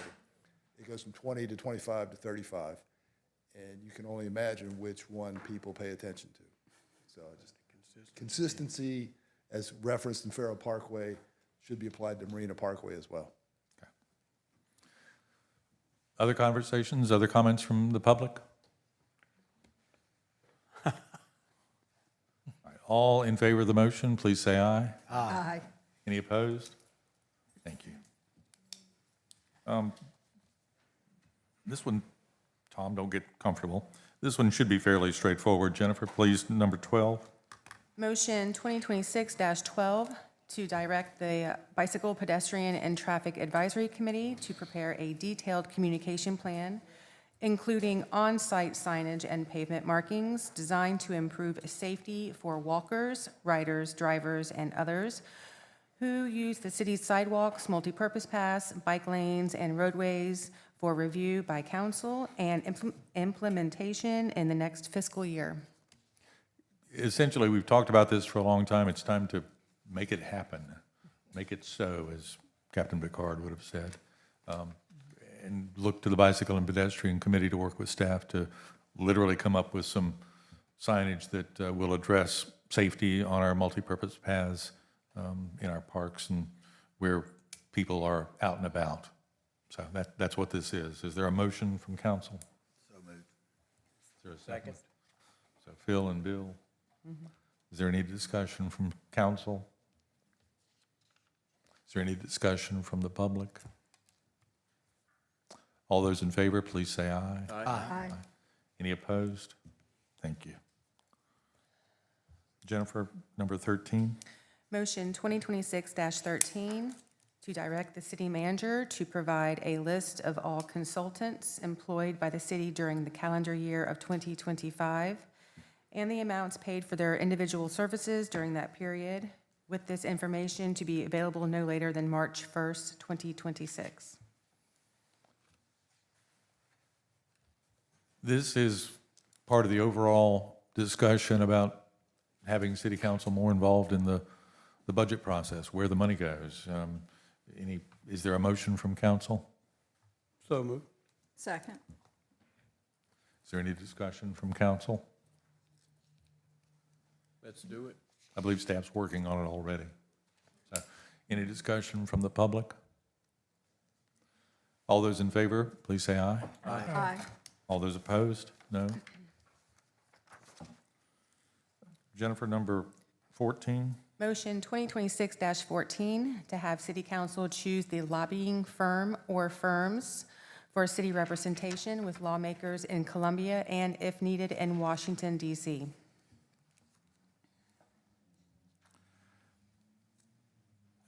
This is an effort just to make sure that City Council is in the loop when it comes to who our representation is in Columbia in dealing with the lawmakers who serve in the State House and State Senate. Is there a motion? So moved. Phil and Bill? Whomever. Okay. Any discussion from City Council? Any discussion from the public? All those in favor, please say aye. Aye. Any opposed? Motion carries. Motion 2026-15, Jennifer. Motion 2026-15, to provide a 60-day notice of cancellation for the current Columbia lobbying firm and to review and/or interview potential new firms for advocacy in the General Assembly. If this is approved, City Council potentially could have two consultants working in Columbia at the same time if we choose another firm in the interim. But at this point, it would give the 60-day notice required in the contract for our current lobbying firm. We've had a recommendation for a potential firm to serve in Columbia, have generally gotten good feedback on that person. I have reached out but have not heard back from them, so I don't have anything to report to you today about whether or not that's a possibility. But in the meanwhile, we'll start the clock. Is there a motion for this? So moved. Second. Mike and Jackie? Any discussion from City Council? No. Any discussion from the public? All those in favor, please say aye. Aye. Any opposed, say no. Motion passes. Motion 2616, Jennifer. Motion 2026-16, to appoint, reappoint one member to the Bicycle, Pedestrian, and Traffic Advisory Committee. Thank you. We have one name, Julio Alvarado, who's a city resident, which is recommended by the chair to replace the unexpired term of John Peterson, who has moved into North Carolina. Is there a motion for Julio, please? Motion to recommend Julio. Second. Any discussion from City Council? Any discussion from the public? Got a thumbs up? Excellent. All those in favor, please say aye. Aye. Any opposed? Motion passes. We've continued motion 2026-17, which is to appoint or reappoint 3 members to the Community Appearance Board. Jennifer, number 18. Motion 2026-18, to declare certain vehicles abandoned or derelict pursuant to the authority of Article 41 of Title 56, South Carolina Code of Laws, 2001. If you'll take a moment and look at the list of vehicles on the screen. Motion to declare. Anybody representing a motion to declare? Second. Second, Jackie. Is there an owner of any of these vehicles in the audience at the moment? Any discussion from council? Any discussion from the public? All those in favor, please say aye. Aye. All those opposed? Motion carries. Council, non-agenda items from the public. I know that no one else has signed in, but here is that second 30-minute block that we talked about, that if there were overflow in the first 30-minute block, we would come back and visit you again at this point. Communications from city boards and commission members. We've heard a lot from Tom today. Anybody else? Communications from city council and the city manager. A couple of these items will show up maybe at a later point, but we need to talk about them first, and this is a good starting point. City council evening meetings, that was one of the things that we'd heard about. During my time with the city, we've met at 7 o'clock at night, we've met at 2 in the afternoon, we've met at 9 o'clock in the morning, we've met at 10 o'clock in the morning. There's a request from the public. Let me preface that by saying there is no time that is convenient for everyone, particularly in a community like Myrtle Beach. The thought process was if 10 o'clock in the morning now we're at 12:33 in the afternoon. If 10 o'clock in the morning is not convenient, then maybe 5 or 5:30 or 6 would be more convenient for some folks. Again, Fox and I have had this discussion. He points out that court meets in the afternoons here, which makes it a little more challenging. So this may be something that we need to continue discussing. Fox? Yeah, the way it was presented was to move the meeting of Tuesday to the evening meetings. The mayor did say that there was no desire to start at 7 p.m. on those evenings. The challenge, and I see the judge, I may need him and Chris and Josh to help. We have evening court that starts at 4:30 on Tuesday afternoon, and that is a challenge for us. That usually lasts to 6:30 on a typical traffic court day. There's no rhyme, and so moving the traffic court is arduous for the police department and scheduling and that. You could move the fourth meeting to a Monday or a Wednesday, I think, to alleviate that, but then you have the workshop on the first Tuesday of the month, you have the first council meeting on the second Tuesday of the month, and then you have your council meeting on a Monday, that doesn't seem to fit good either. Yeah, I'm not wild about that idea either. So we're limited, so. Okay. Well, let us, if you'll agree to this, just continue to think about that and figure out if there is a better solution for this. There may be options. Second discussion item on the agenda timing. Again, I've had this conversation with Fox, and he points out that if you create the agenda sooner, people are going to expect the agenda sooner, which I think is okay at the end of the day, but I want to hear from council what you think, what your expectations are as to when you need access to the city council agenda and when you think the public should have access to the city council agenda. Anybody?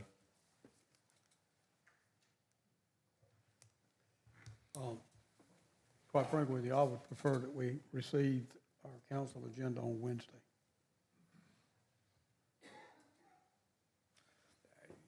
If it's ready on Wednesday, I'm okay with that, but the point then would become that it would be available to the public on Wednesday. Is there a problem with that? I'm not aware of one. Well, state law says 24 hours, I get that part. The challenge is we have some bond ordinances that come in late. We also have, I know, some stuff that comes out of legal office that comes in later in the week. Since I've been the manager, the agenda has been done, and I'm looking at Jennifer and Meredith, by Friday morning at the latest. And this is the first I've heard of wanting it at a different time in my 5 years, so. Oh, that's been a discussion. I think at some time, it's been a number of years ago, I remember that at that time, Councilman Render brought up the request to have, it may be on Thursday, maybe Wednesday may be a little too early, but maybe have the agenda available at least by Thursday. This one was done Thursday afternoon, Friday morning. And that's fine. The other challenge, if you do Wednesday, is the Planning Commission meets on Tuesdays, and sometimes the information coming out of there is hard to get turned around and flipped over by Wednesday, so now you've added a couple weeks to that, which could be okay, but there's some things that are very time-sensitive in that. I think we understand that there could be exceptions to that rule. So, but we don't need an answer today, something to think about in terms of how quickly you would like to have the agenda and how quickly you want the public to have access to the agenda. And these challenges that you've presented are helpful for digestion, so. I don't have a problem sharing with the public whenever it's ready. It's just this. Okay. General discussion of keeping the poet laureate position. It's hard to believe that it's been 2 years since Bo Bryan was appointed as poet laureate. Where are we? It's time to appoint or reappoint, I guess. The term of Mr. Bryan expired at the end of December. So the first, I guess, order of business is, do you want to continue with the poet laureate position? If the answer is no, then you don't have to move on to the second question, which is who would be your poet laureate? If the answer is yes, who is the poet laureate?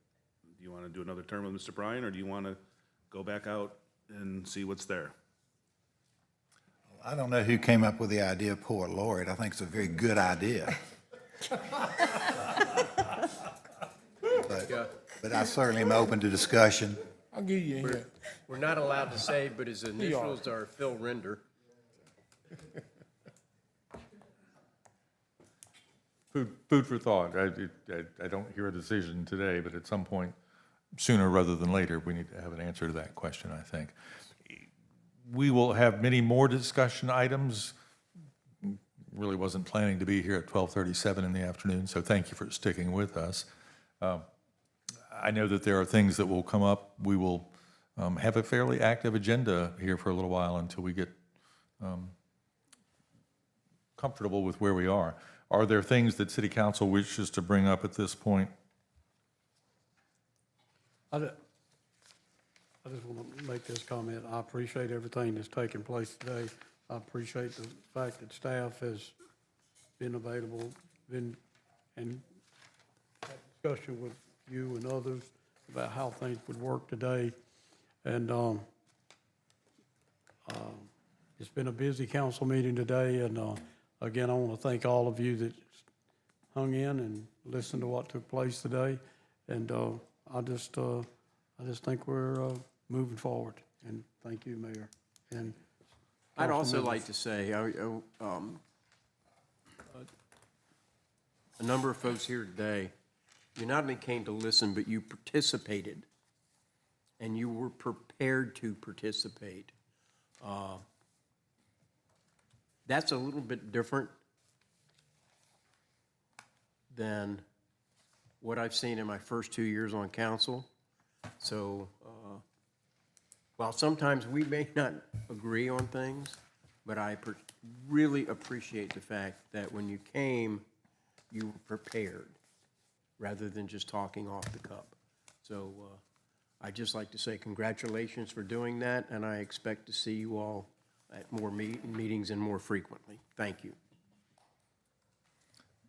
Anybody else from council, Phil? Yeah, yes, sir. I'd only like, again, to thank you folks for hanging in there. It's sometimes a tedious task, but these are important matters with which we're dealing. And again, take my hat off to the new mayor for embracing a listening mode. You know, you don't learn anything by talking, but we certainly learn a lot by hearing and listening to you folks, and we appreciate it. Thank y'all.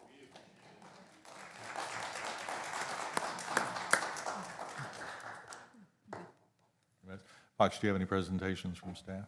No, that was it. Okay. Is there a desire to hold an executive session on any particular item? Lord, no. I don't know. Will says no. I could come up with one, Mr. McClure. Just kidding. Just kidding. Mr. Bryan, I used to like you, but Well, thank you. We'll see all of you back here again in 2 weeks, won't we? Motion to adjourn. Motion to adjourn? Second. All those in favor, please say aye. Aye.